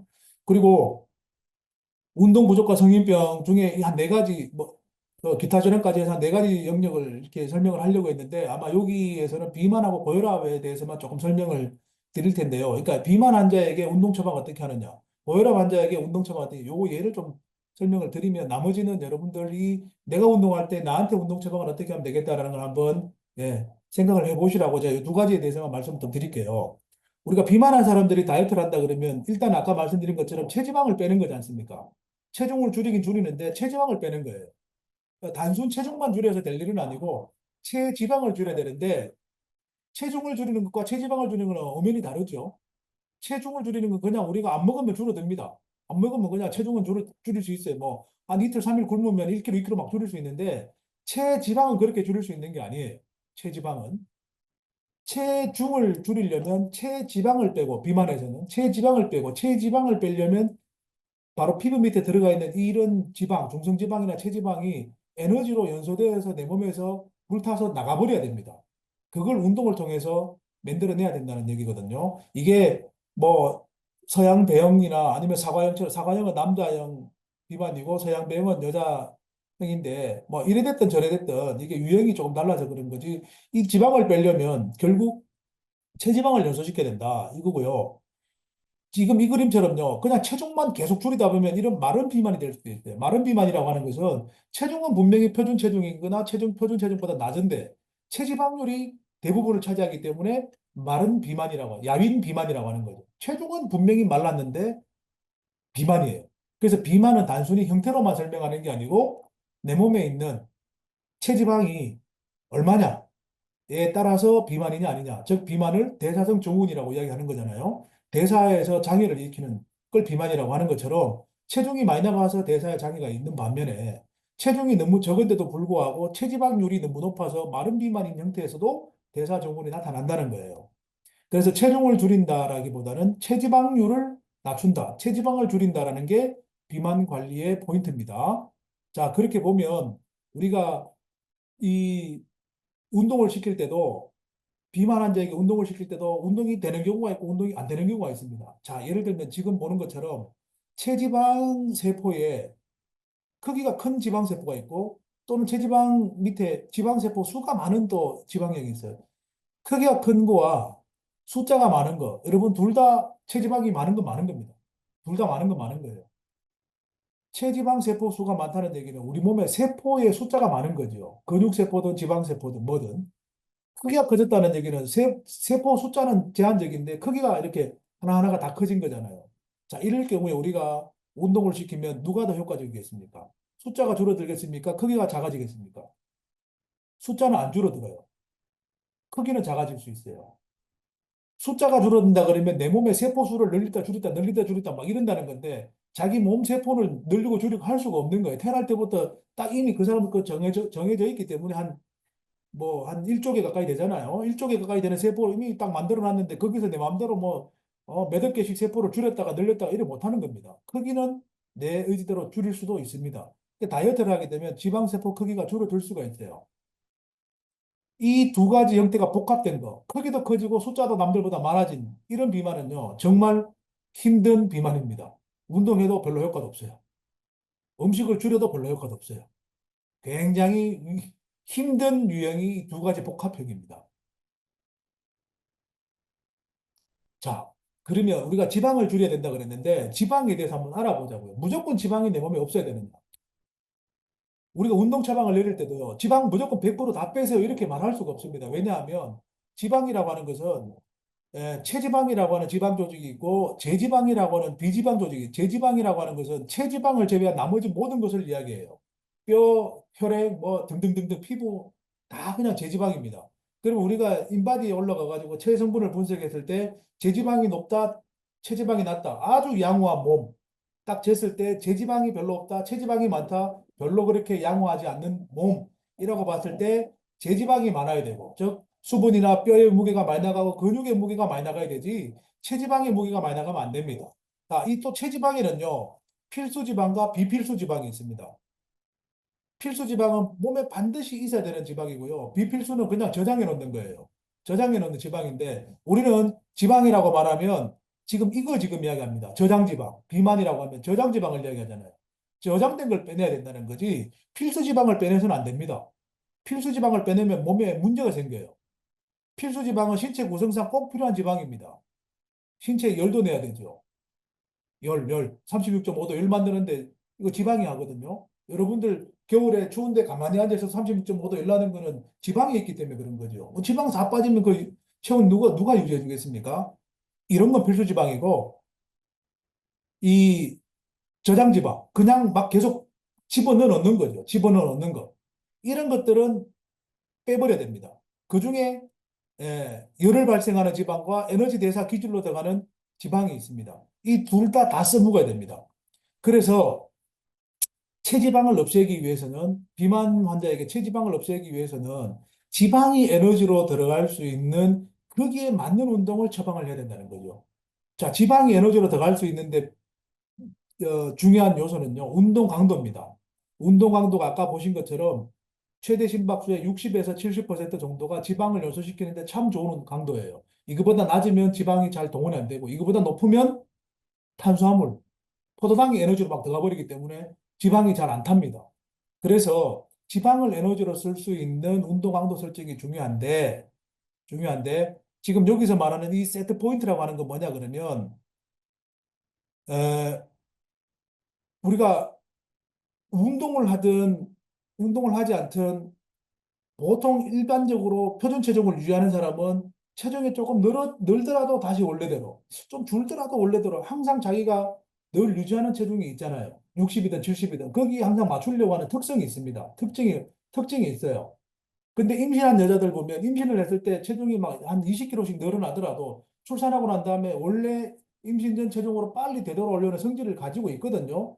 그러니까 세트 포인트라고 하는 것은 내 체중이 늘 일정한 상태로 유지하려고 하는 그 포인트가 있다는 거예요. 요거를 세트 포인트라고 그러는데 이 세트 포인트가 변화가 되는 경우가 있습니다. 어떤 경우냐 그러면 내가 항상 60에 세트 포인트를 맞췄는데 너무 과식하고 운동 안 하다 보니까 체중이 80으로 늘었어요. 근데 옛날 같으면 60이 세트 포인트이기 때문에 60으로 돌아오려고 했는데 이미 이제 세트 포인트가 80에 딱 맞춰졌을 때는요. 80에서 왔다 갔다 합니다. 그래서 이 세트 포인트가 옮겨져 버리면 체중 조절하기 굉장히 힘든 거거든요. 그래서 이 신체가 에너지 소비율을 조절함으로써 체중을 보호하려고 하는 이론인데 에너지 소비율을 늘 일정하게 쓰려고 한다는 거죠. 60kg 체중을 유지하려면 조금 내가 많이 먹은 날은 에너지 소비율을 늘리고 조금 적게 먹고 뭐 이렇게 에너지가 부족한 날은 에너지 소비율을 줄여가지고 항상 70 근처를 또는 내가 정해놓은 60 근처를 맞추려고 하는데 이게 깨져 버리면 안 된다는 겁니다. 이게 올라가 버리면 거기가 나중에 세트 포인트가 돼 버리면 올라간 상태로 체중을 유지하려고 하기 때문에 체중을 줄이기가 상당히 힘들다. 이런 얘기고요. 비만 판정 기준은 여러분들 두 가지 설명드릴게요. 신체 질량 지수 BMI라는 게 있어요. BMI. 이거는 뭐 내 몸무게를 키의 제곱으로 나누는 건데 요거 계산하셔가지고 요 BMI가 25 이상 넘어가고 30 가까이 가면 비만일 수 있습니다. 본인 거 해보시면 돼요. 예를 들어서 몸무게가 100kg이고 키가 200cm다. 200cm. 그러면 요거 따라서 체중 100kg이라고 쓰고 그죠? 100을 뭘로 나눈다? 예, 메타의 제곱이니까 200cm면은 키가 2m잖아요. 그러니까 100kg을 200cm, 즉 2의 제곱이니까 4잖아요. 그러면 4분의 100이니까 얼마입니까? 25가 나오죠. 그러니까 체중 100kg인 사람이 키가 200cm, 2m라고 하면 그 BMI 25가 나옵니다. 이거는 정상 체중이에요. 근데 나는 몸무게는 많이 나가는데 키가 작다. 이러면 대부분 30 근처로 막 올라갑니다. 그러면 BMI가 30 근처 가면 비만으로 판단할 수가 있습니다. 그래서 BMI가 남자는 32, 여자는 33 이상이면 이거는 확실한 비만으로 우리가 판단을 합니다. 그리고 요거는 보면 신체 질량 BMI가 20에서 25 요 사이일 때는요 사망률이 제일 낮습니다. 체중으로 인해서 죽을 확률이 거의 없다는 얘기인데요. 이 BMI라고 하는 게 뭐 25에서 30, 35, 40으로 올라가면 올라갈수록 즉 고도 비만으로 갈수록 이 사망률이 점점 올라간다고 볼 수 있죠. 그러니까 BMI가 높아진다.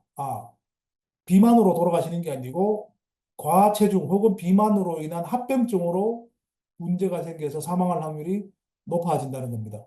BMI가 35 이상이 되면 위험하죠. 40이 가면 40에 가면 굉장히 위험합니다. 그 다음에 두 번째는 이제 체지방률로 할 수 있죠. 체지방률은 여러분들 계산을 잘 못합니다. 이거는 이제 체지방률 측정 장비로 하는데 인바디 같은 이제 장비로 측정해 보면 체지방률이 나오죠. 체지방률이 남자가 보통 25%, 여자가 30%까지를 이제 줍니다. 이제 왜 여자는 30이고 남자가 25냐? 보통 여자가 남자보다 체지방률이 조금 더 있습니다. 예. 신체적으로 여자가 남자보다 체지방률이 조금 더 많아요. 그래서 여자는 30까지, 남자는 25까지 보는데 요거 넘어가면 예, 비만으로 판단하는 거죠. 30대에서 60대 요 사이에 보면 남자는 최대한 33% 미만까지, 여자가 35% 미만까지가 이제 주로 나오는데, 평균이 나오는데, 이거 이상 올라가면 전부 다 비만으로 가는 겁니다. 아무래도 체지방률은 나이가 들수록 이제 축적된 지방량이 많을 수 있으니까 체지방률이 조금 높게 나오는 거고, 어쨌든 내가 인바디로 해서 요 이상이 나오거나 BMI로 했을 때 요 숫자 이상이 나오면 여러분들은 비만으로 판단할 수가 있습니다. 자, 체지방률 측정할 때 요거 인바디죠. 인바디 요 장비 올라가는 게 아주 보편적이기 때문에 지금은 다 요거 쓸 거고요. 요거는 우리가 예, 뭐 학교나 아니면 이런 실험실에서 이런 피하 지방 두께를 딱딱 집어서 요게 이제 딱 계산을 하는 요 장비입니다. 찍으면 요게 이제 장비가 계산을 해서 여기 체지방률이 나와요. 이렇게 해서 체지방률을 보는 방법이 있고 또는 요런 이제 뭐 CT나 MRI 촬영 장비에 들어가서 하면 더 정확하게 나올 수 있죠. 예. CT 같은 데 들어가면 이제 뭐 옆으로 단층으로 찍어서 나오기 때문에 면적까지 나오죠. 복부 지방 면적이 나오고 뭐 피하 지방 면적이 나오고 내장 지방 면적이 나오고 더 자세하게 볼 수 있는 그러니까 체지방 중에도 이제 피하 지방이냐 내장 지방이냐 피하 지방은 피부 밑에 있는 지방이고 내장 지방은 피부가 아니고 어디에 있는 거예요? 내장 기관 안 구석구석에 이렇게 끼어 있는 이런 지방들이죠. 어디가 더 위험하겠습니까? 위험한 건 내장지방 쪽이죠. 운동하면 더 빨리 빠지는 것은 내장지방과 피하지방 중에 내장지방이 조금 더 빨리 빠집니다. 남자분들은 복부 비만 남자분들 중에 보면 내장 비만, 내장형 비만들이 좀 많아요. 운동이나 뭐 다이어트를 하면 내장지방은 좀 빨리 뺄 수가 있습니다. 피하지방보다.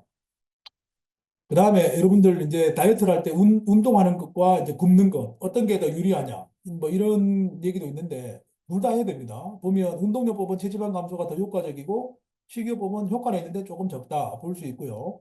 제지방 체중 그러니까 체지방을 제외한 나머지 것들 근육과 뭐 혈액, 뼈 무게 이런 것들이 막 올라가는 거는 운동요법이 훨씬 좋죠. 식이요법만 하게 되면 제지방 체중을 오히려 감소하는 경우가 있습니다. 체력도 운동요법은 올라가지만 식이요법은 오히려 체력이 떨어지는 경우가 있고 인슐린 감수성 당뇨병 환자들이 이제 근육이 당을 흡수할 때 당을 흡수하는 그 민감도 감수성 이런 것들은 운동요법에서 좋고 식이요법만 잘해도 당 민감성은 좋아질 수 있다. 조금 좋아진다는 얘기는 이제 실행의 난이도 운동요법은 하기가 힘들지요. 식이요법은 하기가 쉽지요. 그냥 굶으면 되니까. 서로 장단점은 있지만 효과도 장단점이 있다. 실행의 장단점도 있지만 효과의 장단점도 있으니까 이 두 가지를 병행하시라 이렇게 말씀을 드리겠습니다. 그러니까 들어오는 인테이크, 즉 식이요법을 통해서 들어오는 칼로리량을 줄이고 운동을 통해서 지금 가지고 있는 내 몸의 피하 지방을 좀 더 에너지로화 시켜서 내보내는 칼로리를 늘려야 된다는 말씀을 드리는 겁니다. 그리고 여러분들 굶었을 때 다이어트가 왜 위험한지 한 가지 설명을 드릴게요. 만약에 내가 안 먹었다, 패스팅 다이어트라고 하는 금식을 해버렸다 이러면요. 우리 몸에 있는 이 세포들 있잖아요. 특히 지방세포. 예, 체지방을 여기다가 축적해주는 피부 밑에 있는 이런 세포들이 있잖아요. 위기의식을 느낍니다. 이때까지 매일매일 꾸준하게 밥 잘 먹어가지고, 예, 에너지 꼬박꼬박 잘 넣어주던 사람이 한 며칠 굶어버리면요. 여기 피하 세포가요, 위기의식을 느껴요. 왜 더 이상 에너지가 안 들어오지? 왜 더 이상 뭐 먹던 게 안 들어오지? 이렇게 위기의식을 가져. 내 몸이. 그러면서 가만히 앉아 있어도 나가던 기초대사율이라고 하는 거예요. 나가는 에너지 대사율. 이거를 확 떨어뜨립니다. 기초대사율이 확 떨어진다는 얘기는요. 에너지를 소비 안 시키겠다는 얘기예요. 그러니까 주는 쪽쪽이 뭐합니까? 그다음부터는 계속 저장해버리는 거죠. 오히려 비만이 더 빨리 진행이 될 수도 있습니다. 그래서 굶어서 다이어트에 성공했다? 이후에 야, 니 살이 많이 빠졌던데 왜 갑자기 더 쪘냐? 바로 이겁니다. 금식에 의한 위기의식으로 몸에 있는 세포가 더 많은 에너지를 더 해버리기 때문에 비만이 더 빨라졌다는 얘기죠. 그래서 굶어버리면 세포의 성질이 변하기 때문에 저장 능력을 더 키워버리는 거죠. 그래서 절대 굶는 다이어트는 안 된다. 적어도 먹어줘야 계속해서 에너지가 들어오니까 원래 내보내는 만큼 계속 기초대사율로 내보내자. 이걸 계속 유지시켜 놔야 되는데 굶는 순간 기초대사율 떨어뜨려 가지고 저장 용량을 늘려버렸다. 절대 안 된다는 얘기입니다. 요거 참고하시면 왜 굶는 다이어트가 위험한지 아실 것 같습니다. 우리 기초대사율은요, 성인 기준에서 하루에 평균 한 1200에서 1300kcal 나가요. 그럼 우리가 하루에 3000kcal 섭취하는데 밥을 아침, 점심, 저녁, 물, 간식 다 포함해서 하루에 한 3000 정도 우리가 2800에서 3000kcal 먹는다고 가정하고 가만히 숨만 쉬어도 1200에서 1300kcal가 빠져나가면 나머지 1800만 빼면 되잖아요. 이게 이제 운동과 일상적인 생활이라든지 등등등 해서 보면 다 이렇게 맞춰집니다. 근데 기초대사율이 1200에서 1300 나와야 되는데 금식을 해버리면 기초대사율이 1000, 900, 800, 700, 뭐 한 600, 700, 800, 900으로 뚝 떨어져요. 그러면 그만큼 더 저장해버린다는 거죠. 그래서 기초대사율을 안 건드리려면 절대 굶지를 마시라 말씀을 드리겠습니다. 요거는 아까 전에 이제 말씀드린 대로 이 체중 감량 전에 지방세포가 크기가 이렇게 컸어요. 1차 감량을 하니까 크기가 줄어들었어요. 2차 감량하니까 크기가 더 줄어들었어요. 그 다이어트가 된 거잖아요. 근데 지방세포 숫자는요, 안 변했습니다. 그래서 크기는 0.9, 0.6, 0.2로 줄어들었는데 164kg에서 83kg까지 지방세포 수는 보니까 750억, 750억, 750억 똑같잖아요. 그러니까 세포수는 안 변한다. 크기가 줄어들 수 있다. 요거 생각하셔야 됩니다. 그래서 어릴 때부터 소아비만으로 이제 막 이렇게 온 애들 보면요. 숫자도 많고 크기도 커진 애들은 나중에 성인 비만으로 갔을 때 좀 관리하기 힘든 부분도 있을 수 있습니다. 그때는 뭐 지방 흡입술을 한다든지 뭐 이런 또 의약요법을 또 해야 될 경우도 있긴 있지요. 비만도와 상대 사망률, BMI와 같습니다. 어차피 비만도가 높아지나 BMI가 높아지나 사망률은 올라가게 돼 있습니다. 그래서 체중이 많이 나간다는 건 결국 체중 증가에 의한 합병증으로 사망할 확률이 높아지더라라는 게 이런 그래프에서 나타나는 통계적인 수치입니다. 그리고 체중에 따른 즉 이 비만과 관련해서 올 수 있는 성인병, 고혈압, 심근장애. 그러니까 심근장애는 뭐 이제 심혈관 질환이겠죠. 그다음에 일반적인 동맥경화, 당뇨를 보면 정상 체중에서 고혈압 35, 그다음에 심근장애 13, 뭐 이러했는데 이게 비만 환자로 가니까 고혈압이 57%, 심근장애가 27%, 동맥경화도 27%. 과소체중, 체중이 또 너무 적으니까 고혈압은 38%, 정상 체중과 크게 차이는 없죠. 심근장애도 별 차이 없습니다. 동맥경화 확 줄어들죠. 당뇨병 확 줄어듭니다. 과소체중. 그러나 과소체중은 뭐가 문제가 있습니까? 근육량이나 근력이 떨어지기 때문에 뭐 근골격 계통의 정형계 계통의 질환이 올 수 있어요. 관절염이라든지 골다공증이라든지 이런 게 올 수가 있다는 거죠. 그 나이가 들어서 체중이 너무 적은 것도 문제가 될 수 있습니다. 어차피 나이가 들면 폐경기가 오고 여성 호르몬 분비가 안 되다 보면 뼈에서 칼슘이 빠져나가는데 이때 근육이 보강을 해줘야 되는데 근육이 부족한 사람, 과소체중인 사람은 그런 자극들이 전부 다 뼈로 가버리니까 골다공증에 의한 골절이 쉽게 올 수 있다라는 게 또 과소체중의 다른 문제점일 수 있습니다. 그 다음에 흡연과 비만. 흡연은 여러분들요, 비만을 좀 관리하는데 도움이 살짝 될 수는 있습니다. 왜냐? 예, 체내 지방 분해를 아드레날린이 자극을 합니다. 그래서 담배를 피면 체중이 크게 안 찌는 이유도 거기에 있는 거죠. 두 번째, 지방산은 동원을 좀 증가시킵니다. 지방산이라는 것은 우리가 혈액 속에 들어있는 중성지방이 운동을 딱 시작하게 되면 지방산과 글리세롤이라고 하는 물질로 분해가 되는데 이때 이 지방산이 뭐가 된다? ATP라고 하는 에너지로 바뀌면서 운동 에너지로 쓰이거든요. 근데 담배를 피게 되면 이 중성지방이 글리세롤과 지방산으로 분해되는 게 조금 더 빨라져요. 많아져요. 그렇기 때문에 지방산을 많이 쓴다는 얘기는 중성지방을 쓰기 때문에 지방 동원에 효과가 있다는 거죠. 체중 조절에 조금 효과가 있습니다. 그리고 HDL, LDL 보면 HDL이라고 하는 것은 좋은 콜레스테롤인데 이게 흡연으로 인해서 오히려 몸에서 감소가 되고 LDL 콜레스테롤 이거는 이제 동맥경화를 유발하는 이런 나쁜 콜레스테롤이잖아요. 이런 것들을 오히려 증가하는 게 흡연으로 인해서 나타날 수 있습니다. 그리고 흡연자는요, 대체로 비흡연자보다 체중이 적은 경향이 많죠. 보면 흡연자들이 보면 조금 야윈 경우가 있긴 있습니다. 일반적으로 흡연자의 체중 감소는 식욕 감퇴라기보다는 흡연 결과로 흡연 결과로 인해서 칼로리가 비흡연자보다 5%더 소모가 됐다. 이렇게 담배 피면서 칼로리가 조금씩 더 소모가 됐다는 얘기죠. 담배 자체가 칼로리 소모에 영향을 준 건 아니고 흡연으로 인해서 칼로리를 그만큼 내가 흡연자가 더 썼다는 거죠. 비흡연자들보다. 아무래도 담배 피우기 위해서 멀리 걸어 나가야 되고 더 움직여야 되고 추운 데 나가서 덜덜 떨면서 담배 피워야 되고 이러다 보니까 이제 그럴 수 있다는 게 아닌가 이런 생각이 듭니다. 카페인은 체중 조절에 좋은 효과가 있습니다. 예, 그래서 우리가 다이어트 하시는 분들 보면 운동하러 갈 때 커피나 아니면은 녹차 물에 타서 많이 마시잖아요. 녹차 카페인이 지방 분해하는데 굉장히 도움이 되거든요. 커피도 마찬가지고. 다만 커피 같은 경우는 이제 설탕이나 프림이 들어갈 경우에 당이 올라가거나 오히려 열량이 증가되는 경우가 있기 때문에 그건 빼고 녹차를 드시는 분들이 많아요. 그 텀블러에 보면 녹차 티백 한 네다섯 개 담궈가지고 진하게 해서 먹으면서 러닝 하시는 분들 있잖아요. 좋은 방법이라고 말씀드릴 수는 있으나 카페인이 너무 많이 들어가는 것도 그렇게 또 좋은 건 아니다라는 생각이 듭니다. 카페인을 먹으면 카테콜라민이라고 하는 호르몬이 방출이 됩니다. 그 지방 조직에 지방 분해 효과가 지방 분해 활동이 일어나고 이것도 마찬가지로 HDL 콜레스테롤은 감소하고 체중 감소 효과가 다소 있긴 있습니다. 이 카페인도 각성 효과가 있어서 뭐 이렇게 보면 뭐 이렇게 지방 분해에 도움은 되기는 하지만 이걸 너무 많이 먹는 것도 그렇게 좋지는 않다. 왜?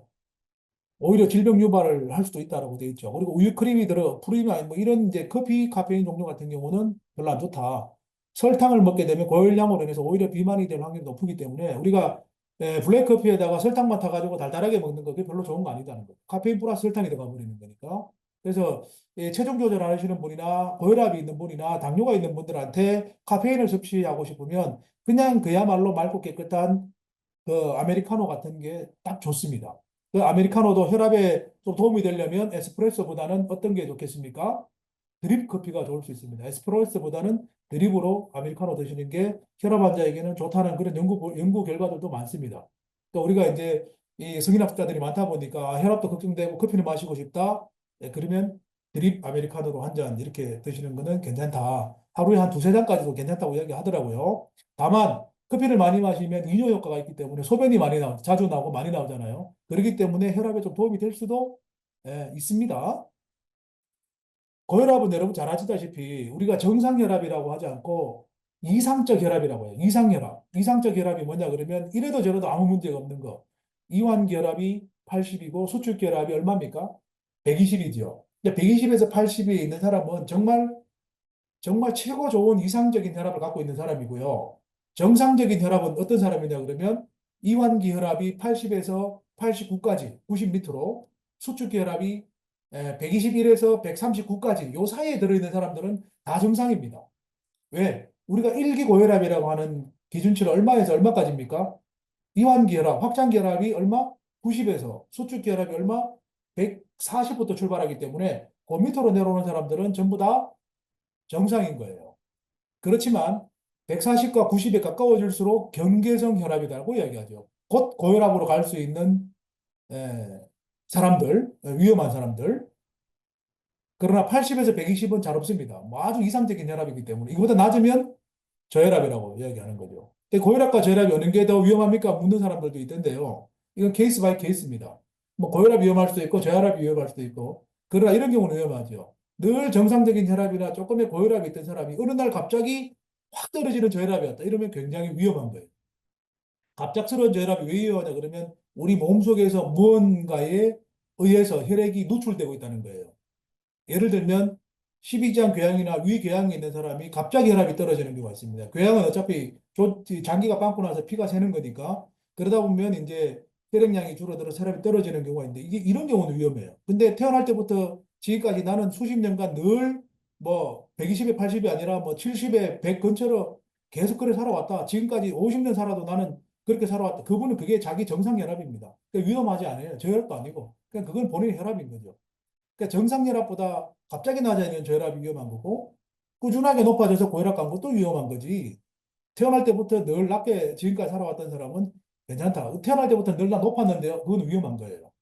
고혈압은 본태성 고혈압. 우리 아버지 엄마가 나한테 선물로 준 고혈압. 이 본태성 고혈압이 있고 아버지 엄마는 나한테 멀쩡한 혈압 80에 120을 줬는데 내가 살아가면서 담배도 피우고 술도 마시고 운동도 안 하고 비만도 내가 몸에 만들고 이러다 보니까 높아지는 콩팥에도 문제가 생기고 이래서 오는 고혈압, 2차선 고혈압 이거는 본인의 잘못에서 오는 고혈압 이런 혈압이 있는데 2차선 고혈압은 원인만 잘 해결하면 정상혈압으로 갈 수 있고 본태선 고혈압은 태어날 때부터 유전적으로 받은 거기 때문에 내가 어떻게 해결할 수 있는 방법이 없습니다. 운동요법과 식이요법, 약물요법으로 죽을 때까지 잘 관리하는 방법이 본태선 고혈압입니다. 그러니까 이두 가지 지금 설명이 되어 있는 거예요. 우리나라 국민들 중에 95%가 본태선 고혈압입니다. 태어날 때부터 가지고 오는 고혈압, 부모로부터 받은 거. 2차선 고혈압은 어떤 질환에 의해서 온 고혈압인데 이거는 해결할 수가 있다라는 말씀을 드리고요.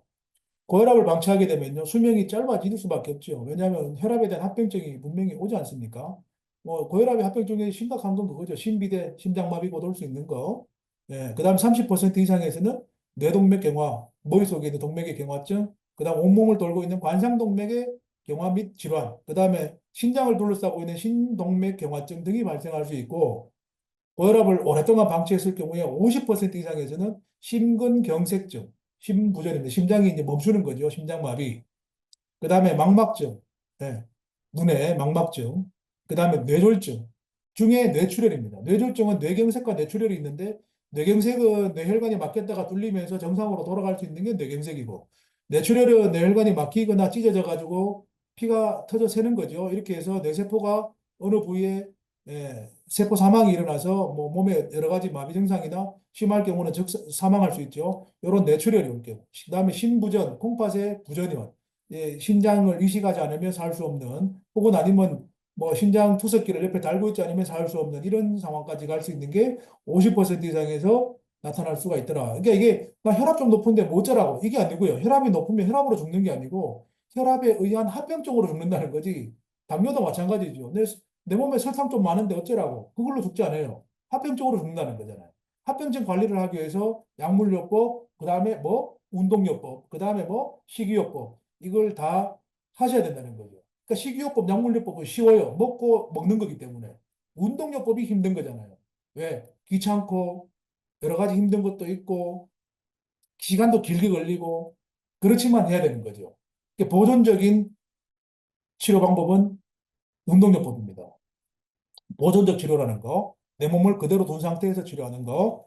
그래서 이런 비만이든 고혈압이든 이런 사람에게 우리 미국 스포츠 의학회지 ACSM에서 말하는 운동 처방을 보면요. 아까 네 가지 이야기했잖아요. FITT.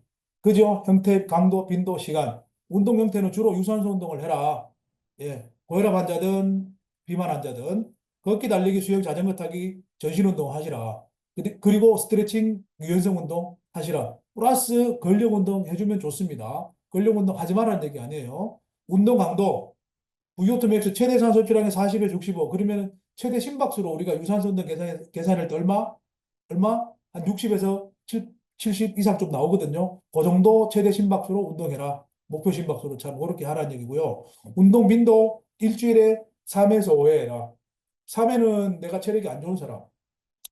일주일에 5회, 월, 화, 수, 목, 금 하시는 분은 체력이 좋은 사람, 혹은 지금 현 상태를 유지하려고 하는 사람은 주 5회, 아니면 겹일제, 그러니까 월, 수, 금 하든지 화목토 하든지. 운동 시간은 최소 20분 이상 운동해야 된다. 왜 20분 이상 운동해야 되느냐? 그리고 일일 300kcal 이상의 운동 에너지 소비를 해요.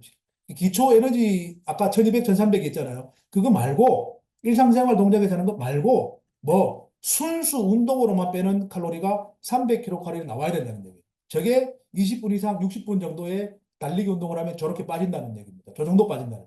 그러니까 매일 60분 이하의 운동을 해줘야 일일 300kcal가 빠지기 때문에 다이어트에도 효과가 있고 고혈압 관리에도 효과가 있다는 말씀을 드립니다. 그럼 왜 20분 이상 해야 되느냐? 요겁니다. 우리가 운동을 시작하게 됐을 때 처음 운동 시작과 동시에 20분까지는요, 주로 탄수화물, 탄수화물의 에너지로 막 동원이 됩니다. 그러니까 밥이나 빵이나 초콜릿 먹을 때 그 에너지원이 막 운동 에너지로 빠지기 때문에 지방은 손도 못 댔다는 거예요. 지방은 아직까지 건드리지도 못했다는 거예요. 20분까지는. 그러나 운동 시작하고 유산소 운동으로 20분 이상이 딱 넘어서면 그때부터 뭡니까? 이 지방 에너지가 여기서부터 싹 동원이 되기 시작하죠. 그래서 60분에서 80분 가니까요. 지방과 탄수화물 차이가 엄청나죠. 지방이 계속 쌓입니다. 그래서 내가 다이어트를 목적으로 하고 체지방을 줄이고 싶으면 최소 유산소 운동은 얼마 이상 해야 된다요? 20분 이상 꼭 해야 된다. 이 말씀을 드리고 그 시간은 내 운동 능력에 따라서 60분이 될지 90분이 될지 100분이 될지는 정하면 됩니다. 그러나 뭐 미니멈은 얼마 이상 20분 이상 운동을 해야 뭐가 나온다? 체지방이 에너지로 동원된다. 이게 굉장히 중요한 포인트입니다. 그래서 런닝머신에 올라가가지고 나 달리기 할 거야. 막 달리는데 15분 달리기 하고 야 오늘 운동했으니까 체지방 많이 빠졌을 거야. 이건 거짓말입니다. 체지방 그 근처도 못 갔습니다. 한 30분 달리기 하고 체지방 좀 빠졌을 걸 하면 예, 그만큼 빠졌을 거예요. 한 10분 정도 더 뛴 만큼. 그러니까 런닝머신에 올라가시면 올라가면 무조건 1시간 뛴다 이런 생각을 하고 내려오시면 40분간의 지방이 빠져나갔다 이렇게 보시면 거의 맞을 겁니다. 그리고 우리가 누구나 예, 편하게 쉽게 할 수 있는 운동, 걷기 운동. 예, 이분 걷는 그림 보면 참 이렇게 걷기 힘든 건데요. 이렇게 걸어야 됩니다. 이렇게 걸어야 돼요. 이렇게 걸으면 어떤 효과가 있느냐? 다리와 허리에 근력이 증가된다. 예, 뭐 전반적으로 근력이 증가되는 거. 콜레스테롤 중에 HDL 콜레스테롤, 예, 좋은 콜레스테롤, 하이 덴시티 리포프로테인이죠. 이게 증가되고 좋은 거고요. HDL이 올라가야 LDL을 끌어내리는 거 아니겠습니까? 비만 관리할 수 있고요. 고지혈증, 고지혈증은 이제 혈관 속에 우리 혈액 속에 이제 지방이 많다는 거예요. 지혈. 예, 피가 많이 들어있는 혈액을 고지혈이라고 그러죠. 고지혈증 약 먹으면 떨어지는데 운동하면 같이 떨어집니다. 그리고 심장이나 폐의 기능이 향상되고 뼈의 밀도가 유지된다. 이거는 이제 골밀도를 높이기 위해서 하는 거죠. 골밀도를 유지하려면요. 골에 어떤 자극을 줘야 되냐 그러면 뼈가 이렇게 세로로 되어 있으면요. 골밀도는요. 위아래로 자극을 줄 때 튼튼해져야 골밀도가 증가되지. 옆에서 아무리 때려봐야 별 볼 일 없습니다. 위아래 자극 줄 수 있는 거. 이게 이제 달리기, 점프, 뭐 줄넘기 이런 것들이거든요. 이런 거 많이 하시고 옆에 힘주는 거는요. 웨이트 트레이닝에서 강한 근육의 압박이 오면 뼈가 부러지는 걸 방지하기 위해서 칼슘을 계속 보존하려고 그래요. 그래서 웨이트 트레이닝과 걷기 운동 많이 하고 뛰기 운동 많이 하면 골밀도는 좋아집니다. 나이가 들면 골밀도를 유지하는 데 있어서 뭐 칼슘 먹고 막 그러는데 운동 열심히 하면 칼슘 먹을 필요도 없습니다. 고혈압, 당뇨, 비만 다 개선된다고 말씀드린 거고요. 그럴 때는 이렇게 걸으시면 돼요. 시선은 정면으로 보고 그래요. 정면으로. 고개 숙이지 말고. 왜 사고 나니까. 두 번째, 곧은 자세로. 허리 구부정하게 걸을 수도 없죠. 허리가 구부러지면 상체가 구부정해지면 폐의 확장이 잘 안 돼요. 그 호흡이 떨어지기 때문에 상체를 펴야지 예, 호흡이 유지가 됩니다. 그래서 곧은 자세로 가야 되고 활기차게 걸어야 됩니다. 상체는 지면과 수직으로. 그러니까 상체를 이렇게 세워서 가야 되지 구부정하게 가면 안 된다는 얘기죠. 그리고 시선은 전방 18에서 한 20m 전방 이렇게 보면 거의 시선 전방 이렇게 보입니다. 이렇게 해서 걷는데 내가 요걸 갖다가 약간의 웨이트 트레이닝을 감히 하겠다 싶은 생각이 들면 팔에 미용활용이나 아니면 이 500ml 그 식수통에다가 모래나 아니면 뭘 담아가지고 이걸 갖고 이렇게 걸어도 팔 근력 운동이 돼요.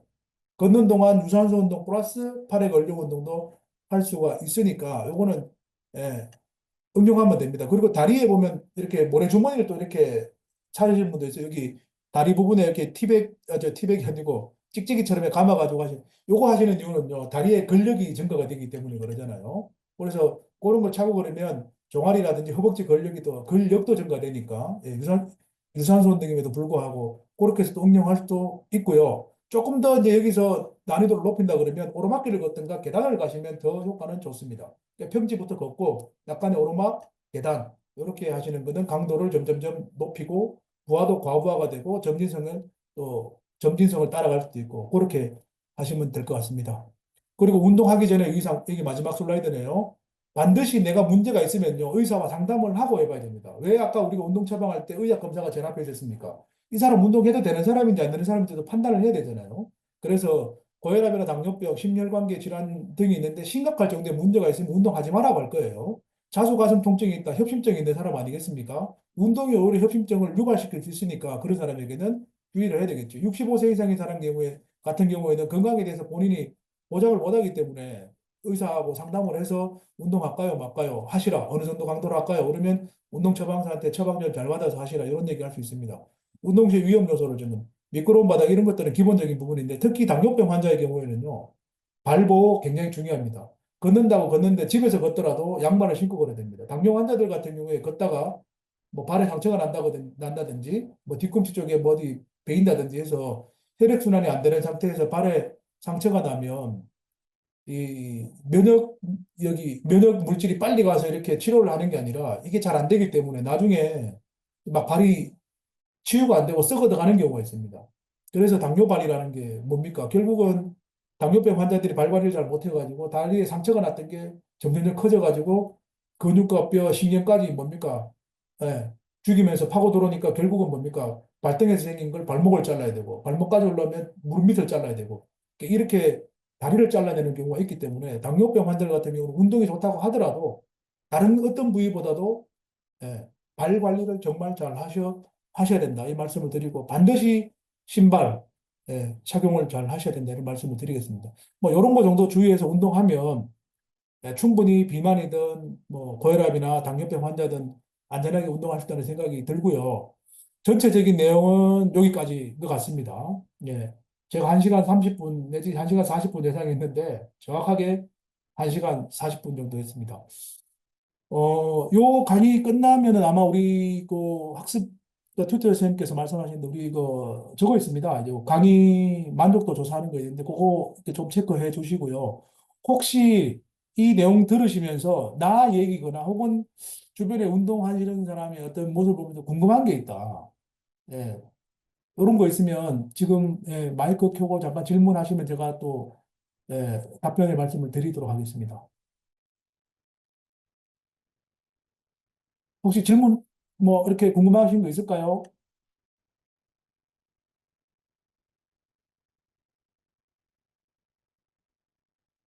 네, 그러면 그 혹시 이 내용에 대해서 궁금한 게 있거나 또 필요한 게 있으면 이 강의 내용이 우리 아마 학교 학습 센터 올라가 업로드 되죠, 그죠? 그것도 다시 또 보실 수 있으니까 필요하신 보시고 혹은 또 궁금한 거 있으면 제 우리 운동재활치료학 과과장 제 연락처로 또 전화로도 물어보셔도 되고 언제든지 그 질문 주시면 환영하겠습니다. 하여튼 오늘 1시간 40분 가까이 비교과 프로그램 들으신다고 고생 많이 하셨고요. 또 앞으로 기회가 되면 직접 한번 뵙고 인사드리도록 하겠습니다. 수고하셨습니다.